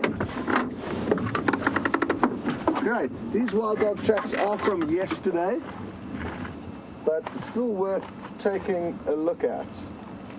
Even though the rain has rained on top of them, you still can see a little bit of definition. Or are they fresher? No, they have to be from... Hold on a second here. These wild dog tracks are fresh. They are after the rain, which means they are from today, which means we have missed them. They are somewhere on this property, and what I'd like to do, it's going to be difficult to show you where it's rained and where it hasn't, but these wild dog tracks over here do appear to be fresh from after the rains. It's a very small back pad and a very clear indication as to where the two toenails have moved. Right in the front there where they've flicked up some sand. So these are wild dog tracks. Now I'm scratching my head. They have to be from early this morning because it rained late last night. But how did we miss all of these tracks? Where did they come from? Having said that, they don't look exceptionally fresh, as in they're probably from early this morning, not from late this afternoon. But let's drive around, and who knows, maybe we're going to find a pack of wild dogs. We did check around here this morning, and there was no evidence of them being here. But the tracks are certainly after the rainfall. What I'll do is I'll reverse here and be able to more clearly show you some tracks after the rain. Somewhere in here. They're heading towards quarantine clearings. Sadly, my monitor's stopped working, so I can't really see what Nicki's filming, which makes describing things difficult. But somewhere in there, you'll see tracks, and you'll see where the ground has kind of been ruffled from raindrops and where the tracks are smooth without any ruffling from the raindrops. Very difficult to explain when I cannot see, and I'm also so excited by the prospect that we could bump into them at any moment.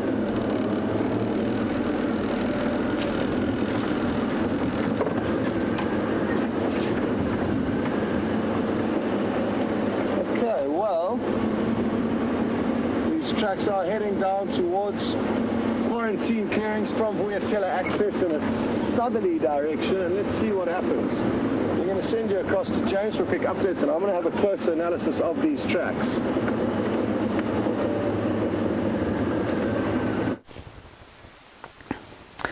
Right, look at that, everybody. This is truly ultimate walking experience. There is an elephant cow. She is not aware of us, and that is just the best thing. So while our view of her will not be anything like the one that you had in the vehicle, just try and get a sense of being with an animal that size when you're on foot. Now, we are standing on a termite mound roughly, I'd say about 80 meters from her. Now that in feet, if we multiply it by 3.3, is about 260, 270 feet away from us. So she's not very close. The wind is very perfectly in our direction. It's blowing straight from her to us. And this is how you want to be viewing elephants on foot. You don't want them to be aware of you. And if they are aware of you, you want to make sure that you read the body language of the animal to the extent that they are not nervous of you. Now I'm just going to stand this side. You're right, Tebs. So she's just over there. And I think we're going to spend a little bit of time here. She could possibly...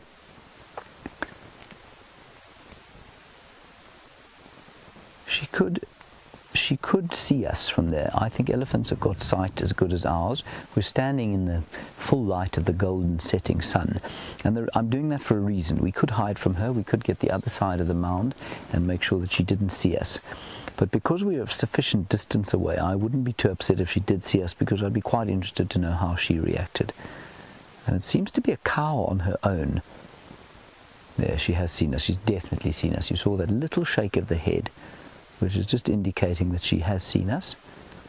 But she's not reacting at all. Were she to turn her head towards us or give us a head shake, it would indicate that she was cross and we'd head off. There's a tiny little one with her. Look, look, look, look, look. Little baby. Little baby.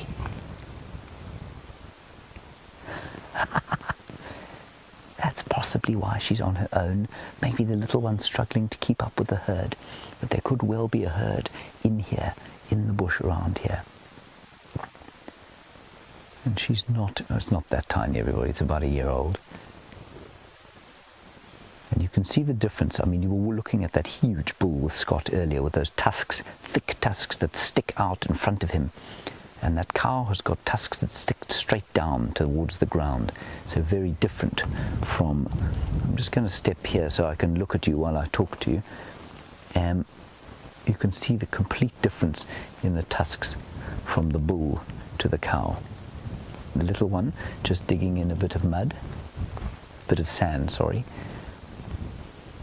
Now, I believe Scott was trying to describe the smell of a musk bull to you.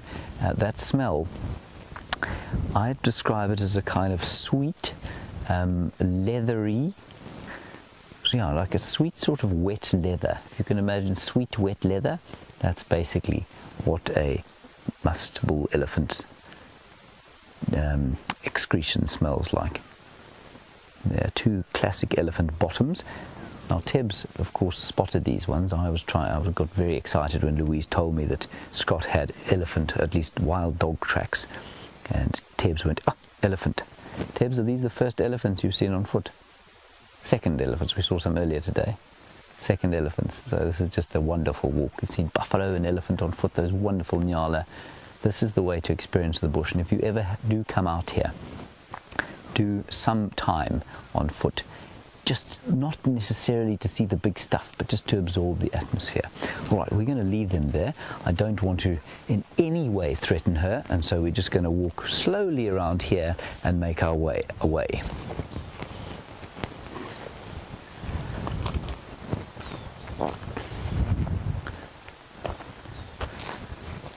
We'll get another nice view here.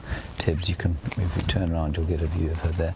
Edwin in the Netherlands, while we just get a last view of this cow, and we're listening very carefully, of course, for the sounds of other elephants, because it would be unusual for her to be on her own.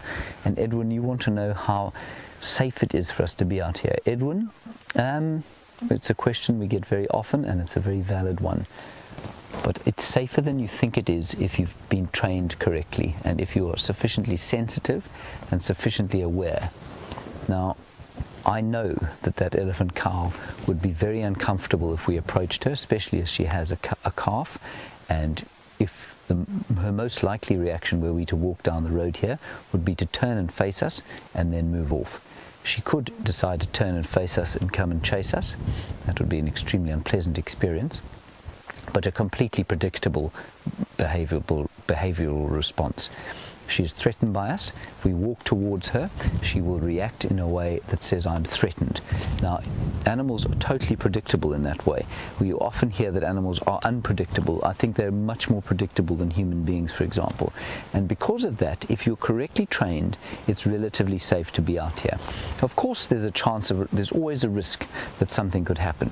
We could walk around this termite mound, there could be an injured buffalo there, and that could definitely end in a fairly hasty retreat, or even, it's potentially dangerous. But you must remember that in the city, when you walk out of your front door, you could be run over by a car, you could be burgled by some nefarious thief, you could trip over the pavement and sort of knock yourself out. And I don't believe that this, with the correct training and with the correct and due respect shown to the wilderness, I don't believe that this is any more dangerous than living in a big city. So that's my impression. Some people will tell you otherwise, and I know that there are various guides around the place who would like you to believe that they have the most dangerous job in the world. They carry great big knives on their belts, and they will sling their rifles over their shoulders like this and stalk through the bush like the great white hunters of Kenya circa 1850. It's just not like that, it's just not like that. And like I say, yes, potentially, always, you can have an accident. But we are very careful. We try and be careful. Tebs has attached himself to a knobthorn tree. Oh, hang on there. Don't move. Don't move, Tebs.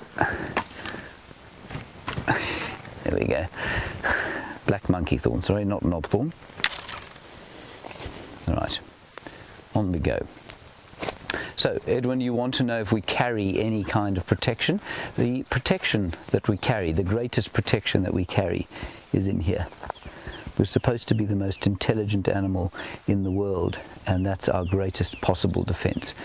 A lot of people do walk with a rifle out here. I don't think that's a bad idea, but I don't think it's necessary, especially if there are only two of us. So we're being very careful, walking very slowly. We're not guiding anybody. So that's the kind of protection that we use. We're aware of the wind. We're using our ears. We're using our eyes. We're smelling all the time. Listening all the time. Right, on we go.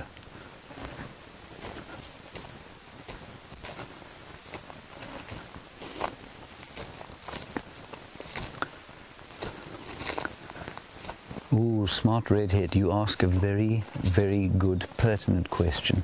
You say, are animals truly wild if they are so habituated to us in the vehicles? And even on foot, I mean, to a certain extent. They're not really habituated to us on foot because there's not a huge amount of walking that goes on around here. Yes, they are wild because they're certainly not domesticated in any way, and certainly we can't sort of go and touch them at all. We can get very close. The difference between their wildness and them being domesticated or unwild is that what happens is they start to ignore us completely. And that is very different from being tame, where you can actually approach an animal where it will let it touch you. They are absolutely wild. Are they as wild as an animal that might be found in the northern reaches of the Greater Limpopo Transfrontier Park, or in the Gorongosa National Park in Mozambique? They're certainly much more habituated. Are they less wild? I don't know. I think it would be an interesting argument, that. Good question. Thank you. I like those questions that are not definite yes or no answers.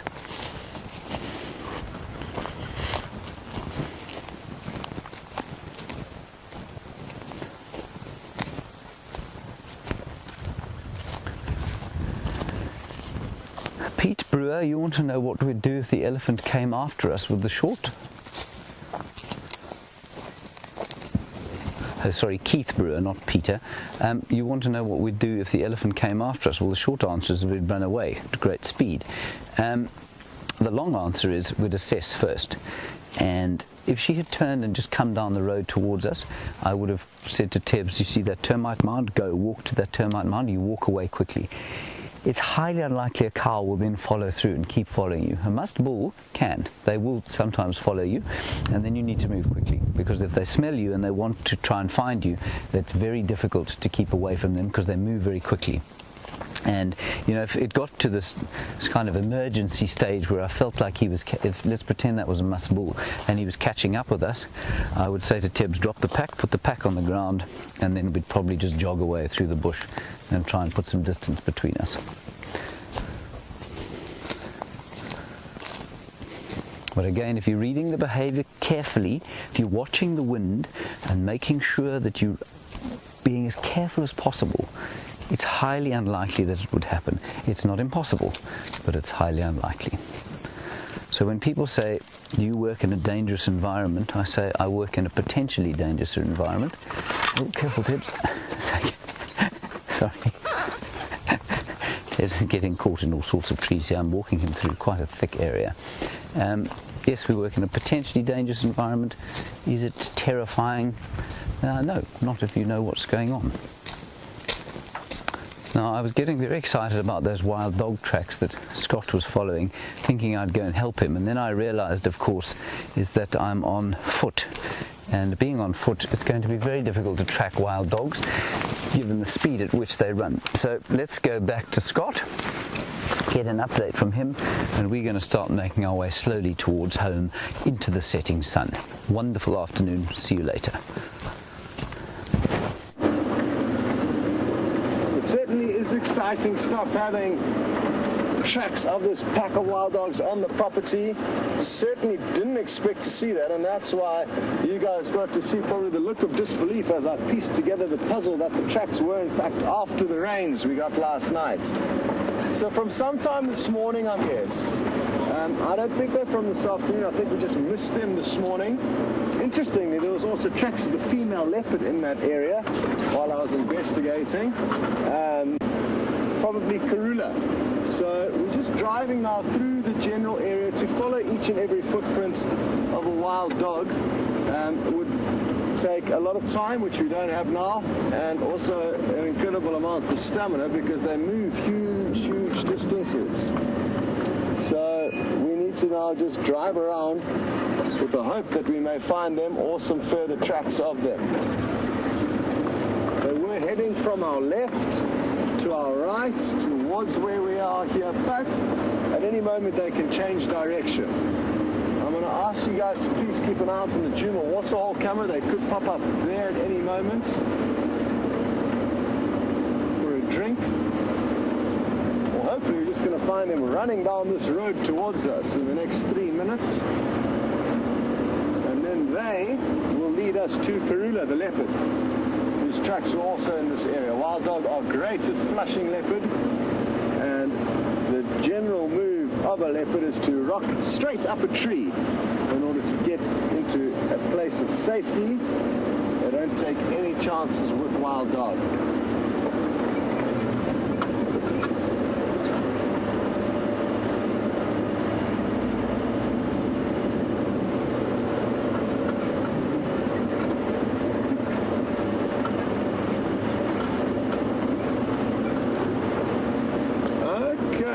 Interestingly, James did hear some domestic dogs who live with the landowners, not the landowners, the managers of Juma here.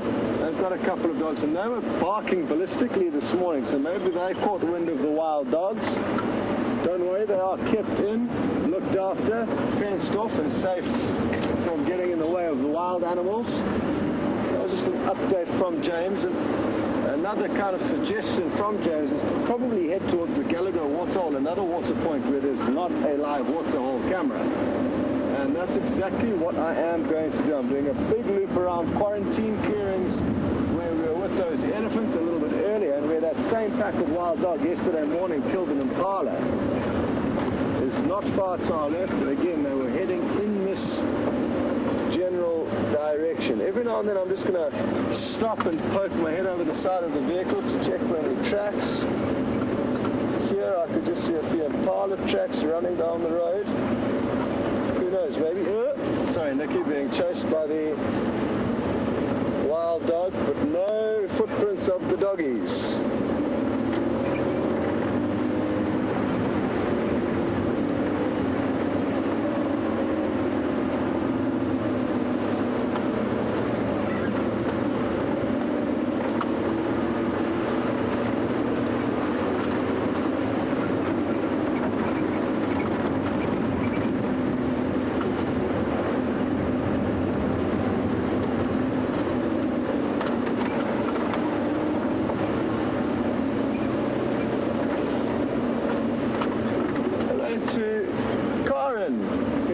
In London and has commended Nicki on her great camera skills and also asked me if I've been more nervous having somebody that I care about on the back of the vehicle as opposed to the usual riffraff that do the clip filming. And I'm only kidding. I care for everyone's lives equally, maybe Nicki slightly more, but you know, this is home for me, Karen, and I'm not really concerned at the best of times, at the most dangerous of times, for anyone's health or well-being. I am confident in my ability out here to read the animals and read the situations, and typically I've not got too much concern at any given moment, so no, I haven't been acting any differently now that Nicki's on the back. And what I will be able to assure you is that even though Nicki is a girl, she's a tough one and often keeps me in my place. So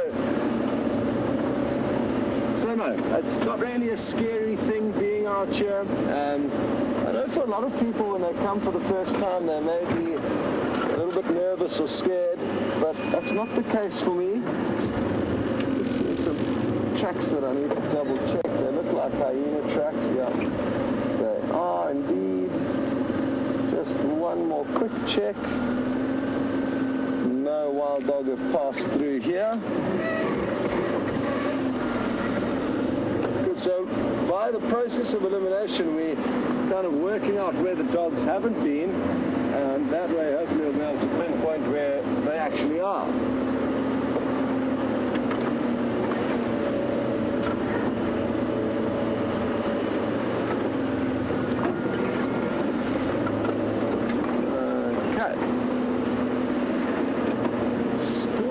Of them here, still promising.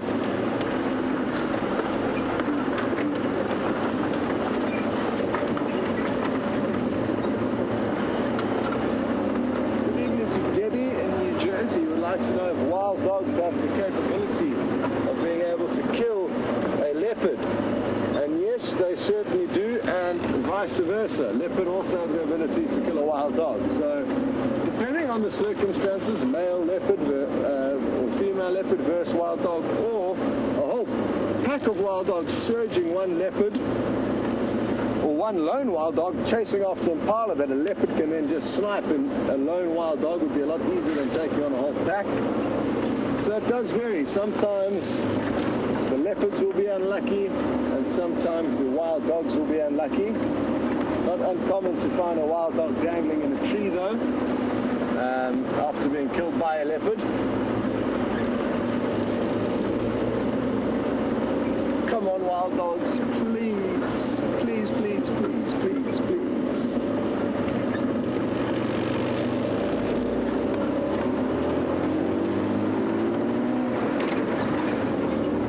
Oh, Lila Crested Rona escorting us. Continue frantically searching for any sign of the leopard or the wild dog, both tracks in this area. Exciting stuff, but over to James with a beautiful view of the sunset. Right, just a quick sunset on today, of course, the longest day here in South Africa, and for many of you in the Northern Hemisphere, the longest night, of course, and a relief, I'm sure, as you head towards the summer. Unfortunately for you, I think that your winter normally lasts quite a lot longer than ours does, and certainly it's not going to warm up for you a little for quite some time. And for us, certainly it doesn't feel like summer is going to come to an end anytime soon. But it is the summer solstice, the winter solstice in the Northern Hemisphere, and a beautiful, beautiful evening. Look at the sun setting there And it's incredible, by 7 o'clock this evening it still won't be pitch dark, and it's wonderful to be able to take a 3-hour walk in the sort of twilight, well, not the twilight, but at the sunset. And Tebs apparently is doing a good job of making a pretty silhouette of me against the sky. Thank you, Tebs. Well done. Tebs, of course, like I say, on his first bushwalk today. 2 elephant sightings. We didn't show you one of them because the wind was wrong. Nice buffalo, incredible nyala, and now a brilliant sunset. We're going to actually head towards that sunset and then out onto quarantine clearings. So just to orientate you a little bit, the Djuma Dam is over where I'm pointing now, and that's where those buffalo were. So I want to skirt around there. I don't want to go through where the buffalo were earlier. I'm going to go down through the drainage line, up towards quarantine clearings, and then back towards home. And that should put us home at roughly 7 o'clock.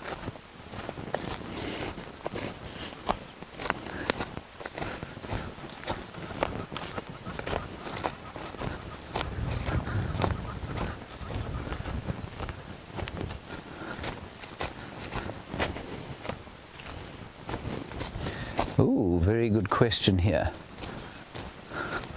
from Virtual Tourist in Dallas. Virtual Tourist, you're obviously very well informed, and you say that lions have just been added to the endangered species list, and you want to know what other animals do I think in the Kruger area should be added, perhaps because of their numbers. I think you'll find that the leopard is going to be added fairly soon, the African version thereof, because we don't know how many there are. It's very difficult to tell, but we think their numbers are probably dwindling more than we think they are. We've kind of left them to look after themselves, and that will be the last big cat that is added to the endangered list. As far as I know, they're listed as vulnerable at the moment. Lions, of course, only 20,000 left in the whole world. That is negligible, and I use this example quite a lot. If you think about a suburb in the town in which you're living, think about how many people live in that tiny concentrated area, and then think about the fact that there are 20,000 lions left in the world, a species that used to roam from Cape Town up north, never in the forests of Africa, but up through East Africa, not in the desert, but up into North Africa, into the Atlas Mountains. Famous Barbary lion used to be. They used to go up into Europe, into the Middle East, into Asia.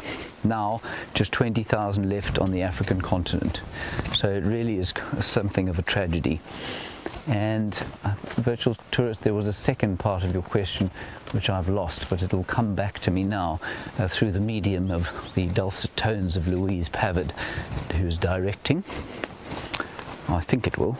It hasn't started yet. No, not going to come through. Okay, Virtual Tourist. So yeah, other endangered animals in the Kruger area, I would say that the last one to be added will probably be the leopard. And a real kind of tragedy that we've got to that stage. Here comes the question. Oh, I'm just smelling a few elephants, but I think they have been through here, and there's obviously lots of dung there. Virtual Tourist, you want to know what does it mean when an animal is on the endangered species list? It just means that it's up for increased protection. It means, I think, it's watched more carefully, if I'm not mistaken. It also means that NGOs and conservation organizations that are looking after those particular animals will probably have a slightly easier time raising money for their conservation because of their status as endangered species. Now that sound that you heard there, the oxpecker, it's flying there. It was making an alarm call, and if you hear that, you look sharp, because they do sit on buffalo, they do sit on rhino, they sit on impala as well, and so nyala. So we'll just walk very slowly through here. It's quite nice and open, so I'm not too worried.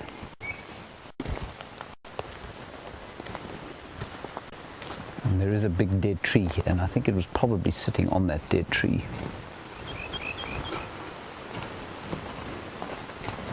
So again, whenever you come down into a drainage line area, you walk a little bit more carefully, check the wind.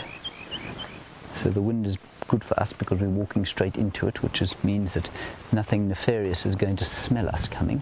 They might hear us coming, they might hear the noise of the aerial on Tebs' backpack. Ah, very nice. Here we go. Let's head across to Scott. He hasn't got a wild dog. He's got something quite interesting though, also a predator. He's at Twin Dams, which is down there.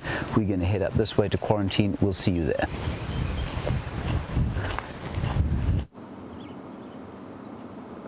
Well, this is a pleasant surprise. We've stumbled upon 2 hyena. We have found more tracks of these wild dog. They're very close to the Milwaukee riverbed. The tracks, they've been lurking under our noses all day. And it's hope we get lucky and find them. I'm feeling confident that they could pop up at that Juma waterhole at any moment. But for now, maybe these hyena will help us to find them. They know that wild dog will leave lots of scraps behind. They don't have jaws nearly as powerful as the hyena. Here it goes right past us. This female's belly looks quite heavily extended at the rear end. Maybe she's pregnant. It's hard to tell. Now, also a notch out of its left ear. Who they belong to, which clan, I'm not too sure. They don't immediately stand out as recognizable individuals.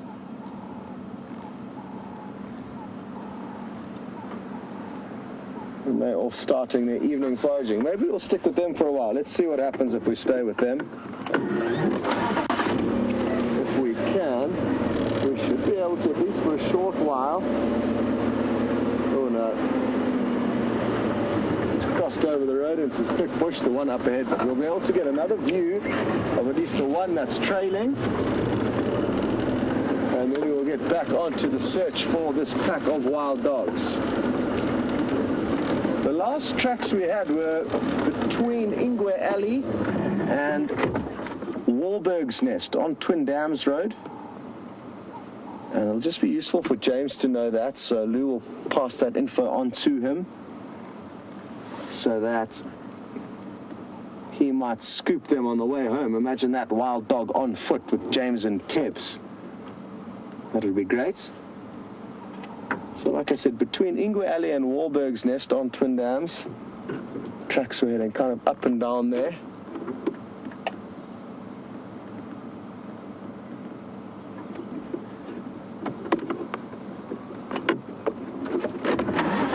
The great news is that's where James is right now. So we've got people on foot, and the fact that he is in this area listening means that I can drive around more comfortably, knowing that I'm not going to miss out on any important audio that could be let out by animals that are alarmed by the wild dogs.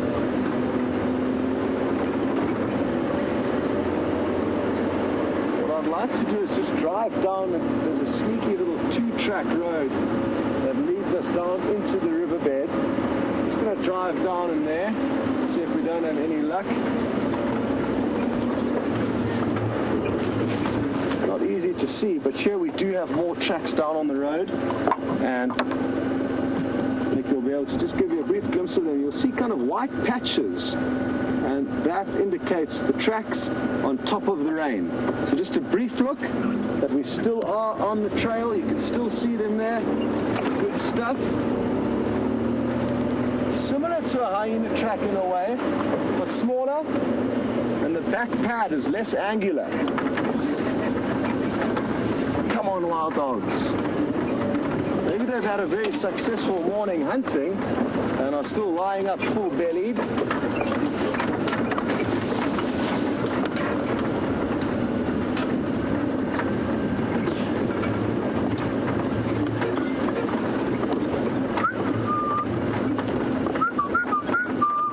Sadly, they don't respond to whistling, but I'm going to try it.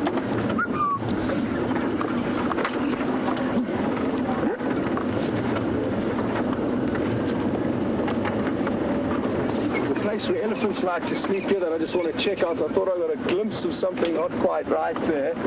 No. I'm dreaming. Wishful thinking, Scott. But I'll show you the spot anyway. It's a beautiful little cluster of tambuti trees over to our right here that provide very thick shade. And if Nicki zooms in, she'll show you a numerous amount of landmines that have been laid by the elephants, as well as a carpet of their dung that's been broken up by various animals looking for their snacks. So this is a kind of midday 1-hour hotel for the elephants where they can come in, have a snooze in the shade and then keep moving. Where are these wild dogs? They can't be far, and that's the good news. Well, I lie. They can be far, but at least they are in the area. They move huge distances very quickly, so they could be very, very far away. They could even be off of our property. But the prospects are exciting. And for the last 20 minutes, I think what we're going to do is probably meander our way back up towards the Gallagher waterhole in the hope that we'll either find those wild dogs there, even though it's not too close to here. But they know there's water there. And Karuna, a female leopard, also knows there's water there. Just a quick check down here. No wild dogs that I can see.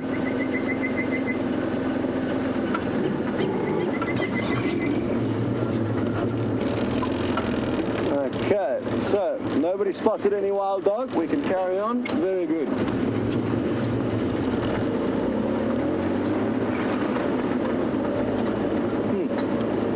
What to do? What to do? Such a tricky thing looking at and assessing tracks of wild dog, because there's 14 members in this pack. And they tend to head up and down, backwards, forwards, all different directions. And the last tracks we had here were heading straight towards the Juma waterhole, but that could have changed at any moment. So even though the most recent tracks we have are of them moving north, I'm almost inclined to check a little bit further south. But let's cancel that. Let's do Ingwe Alley.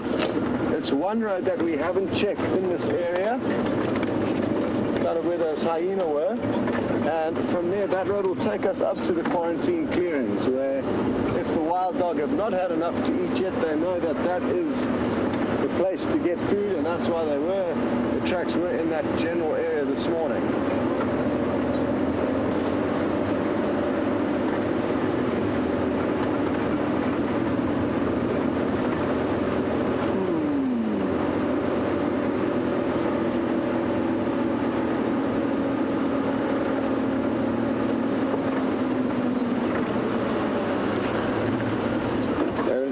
Exciting business tracking down animals. A lot of people actually ask if we wouldn't prefer to have radio collars on the animals to help provide us the information as to where they are.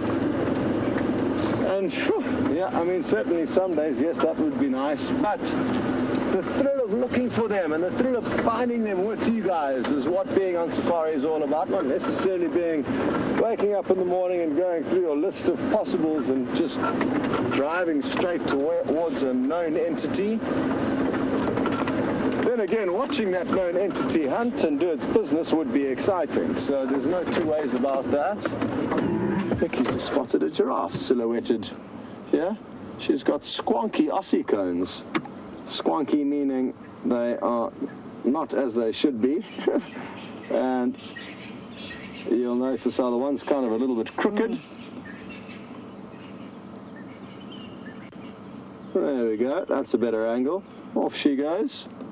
There was a glimpse of another giraffe off to the left that Nicki's going for now.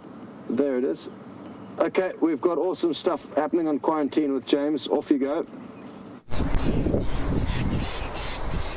see, it's because it's got a bit cooler and the wind is blowing. There's a spider hunting wasp there that is not doing what spider hunting wasps normally do. They're normally flying, and so it's very difficult to get hold of them.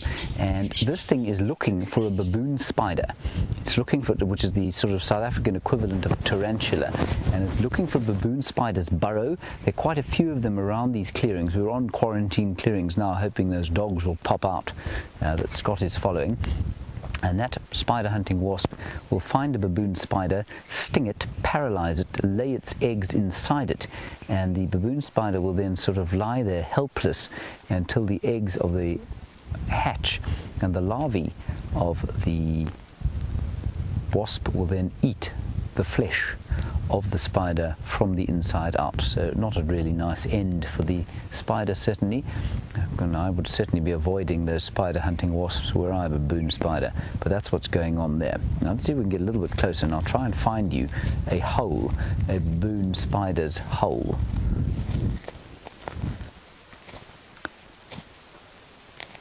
It's being amazingly confiding, this thing, and Tebs of course is not moving much because he's got the super zoom going. Ooh, you wouldn't like to be stung by that thing. Look at it, it's a substantial wasp. It's about 1.5 inches long. And there it goes. It's coming back. So cool. Isn't this wonderful? It's sort of starling coloured, a beautiful iridescent blue. You can see it shining just like a starling, and I'm looking around where it was walking now to see if I can find a baboon spider's nest. Oh, here's one, Tebs. So let's leave the wasp for now, and I'll show you what she's looking for. Come over here. This is a baboon spider's web, and that, or nest, and that is what that spider hunting wasp is looking for. She'll go down in there. Oh, there's even another one. So she's in a good area here. And the baboon spider had better watch out. Beautiful. Right. Let's just carry on. So I'll just tell you where Scott is compared with where we are now. Now she thankfully isn't. She thankfully isn't near these baboon spiders. Scott's off there. The tracks, I found one of the tracks when we were walking up here, heading that direction. If the dogs are around this area, this is a good time for them to hunt. There's quite a nice moon tonight. It's 3/4. And so that will shed some light on these clearings. And of course all of the animals, the wildebeest and the impala and that sort of thing, are going to come out onto these clearings for the night. And wild dogs will hunt at night if there's sufficient moonlight for them to do it by. So maybe. We're going to head off this way, which is sort of towards home. Coming to the end of our little stroll this afternoon. Of course, Tebs doesn't feel like he's had a stroll because he's been carrying the Bushwalk backpack, which is not light, and we had a question about how I don't sweat. Well, I guess the reason I don't sweat is that I'm not carrying the enormous backpack.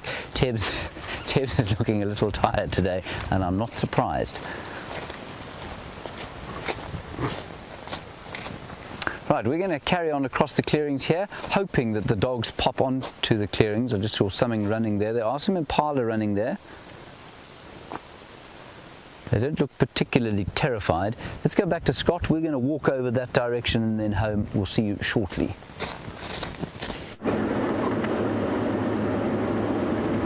Well, I really am hoping that James is the one who finds these dogs. It'll be so epic if we get to film them from foot. We've got leopard on foot, we've got elephants on foot. Most of the animals we've got on foot. We haven't got lion, but that's because lion don't live here anymore. Only kidding, they're around, but not as much as we'd like them to be. But a wild dog we have yet to capture on foot, so that'll be a first, and I hope James gets lucky over there. We're going to extend our search a little bit further south. That has been the general direction of movements.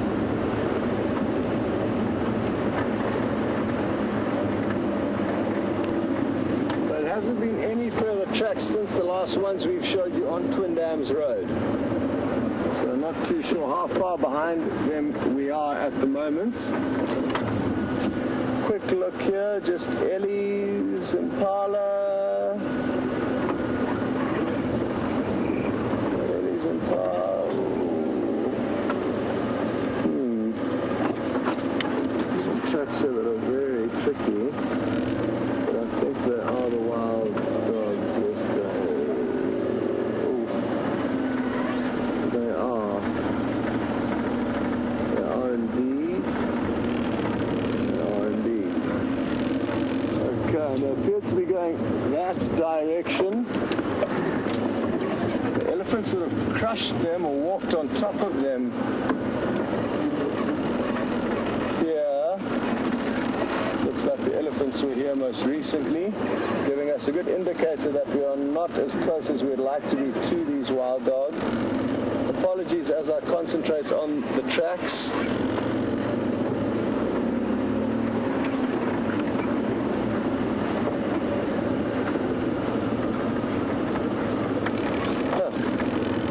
Nothing conclusive there, but I'm just kind of going with my gut now. But I'm fairly certain there were some tracks heading in this general direction. It was very hard to tell for certain. The light is very low, and you need ideally early morning or late afternoon sunlight to see tracks when the sun's being cast from a very low angle. Oh, the elephants have been hard at work here. Detour.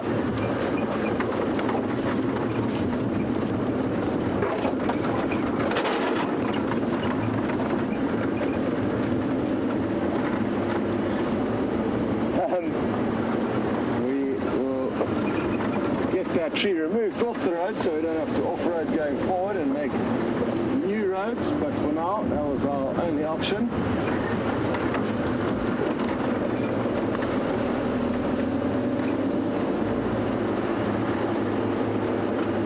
Now there's varied theories as to how to conduct a good game drive, and I'm generally as a believer that you shouldn't be speeding around, and I tend to usually drive slowly. This is an example of not doing that, and the benefits, there are benefits, like everything in life, there's trade-offs to certain things. The benefits of driving quickly are that you cover ground. The more ground you cover, the kind of increased chance you get of finding an animal, to a degree.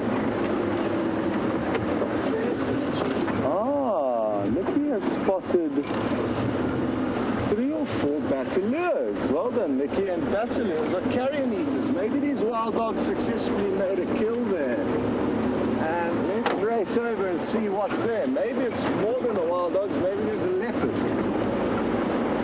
Awesome. Wild dogs are quite, not fussy eaters, but they don't finish off everything from a carcass. There'll be lots of leftovers for hyenas and vultures and battaliers, the carrion eaters. Maybe that's why we've seen so many battaliers, it looks like, up ahead there. I'm trying to get there as quick as possible to show them to you and find out what has caused them to lurk about here.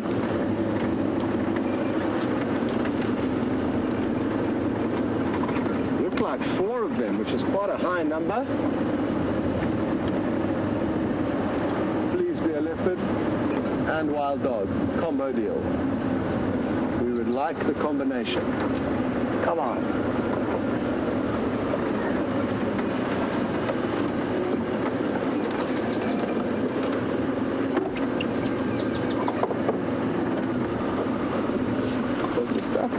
Right here, I'm going to try and get a good spot to stop to allow Nicki to show you. Oh, it's a host of different eagles. It's not battaliers.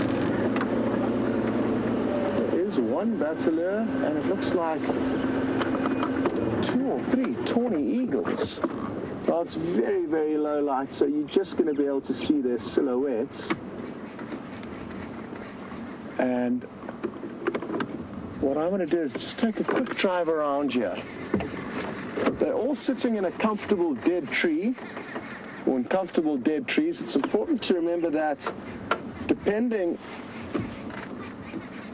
on the wingspan of the bird, it's often easiest to be perched, and they're all full-bellied. I can see their crops are protruding, so I think they've already fed on the leftovers of whatever they've been feeding on. So it's not promising that we're going to find a predator here. Next, I'm just going to, that one over there, the second one down, I'm not sure if you guys can see, but its chest is protruding massively, and that's a crop filled with extra meat. And most predators that would have been here would chase these birds away if in fact they were still wanting to feed on the kill. So it must just be scraps that these guys got. Just seen another bird of prey even further behind there. So this, I'm certain, is the killing fields. And I'm going to look down on the ground here to hopefully find a wild dog track to confirm who the culprit was. Oh, interesting. I just found a hyena track here. So the hyenas have already been here. But what else? What made the kill?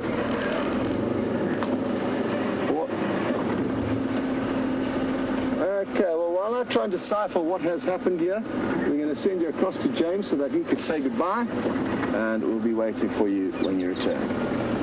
Link starting. 3. Beautiful, beautiful moon, everybody. We're going to leave you now. We've had a spectacular walk, Tebs and I. Tebs probably finds it slightly less spectacular given the weight that he's had to carry. Big thanks to Tebs for his first walk. Did you enjoy it, Tebs? Did you enjoy yourself, Tebs? Yes. Yes, he says yes. You can hardly breathe, of course. That's why you didn't hear him speaking. Big thanks to Louise on her own in the directing seat. Nicki on camera, if you can believe it. And Scott, we'll hand you back over to him, of course, for his final closing. And hopefully those dogs, sounds like it's very exciting. Mostly thank you to all of you for your questions and comments. Wonderful to hear from you as always. We'll see you tomorrow morning at 0500. Stay safe and happy wherever you are in the world. Enjoy the longest night and the longest day. We'll see you tomorrow. Bye-bye.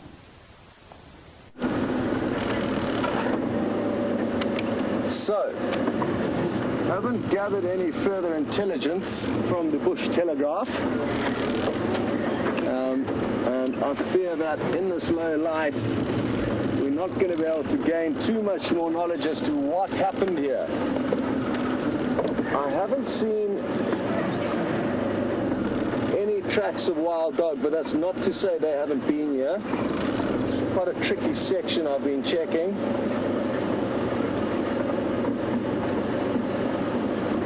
What I can assure you though is that something was killed here. I'm confident it was killed by the wild dog, and that's why all these birds have come in. Wild dog will leave a kill out in the open wherever they finished it, and that will make it easier for the birds to see. Leopards and lions will typically drag their kills underneath bushes, making it difficult for birds to see them. Now, the birds may have seen them. The hyena tracks that I saw were fresh. Maybe the hyena saw the birds coming into this area, or maybe it smelt or heard the commotion. But a crime was committed here somewhere. And we were just sadly in the wrong place at the wrong time to enjoy whatever happened and understand whatever happened. It certainly has been exciting racing around and being led to this scene, kind of fitting in a way after tracking down predators to come to a scene of a predator's kill. Even though we didn't find the predator itself, was at least a bit of a consolation prize, you could say.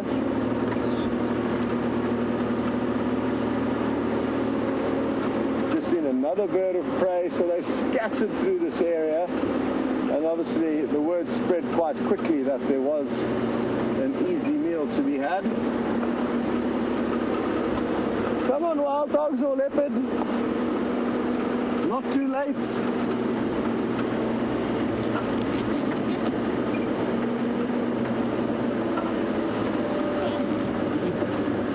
There's a tiny little kind of water hole here.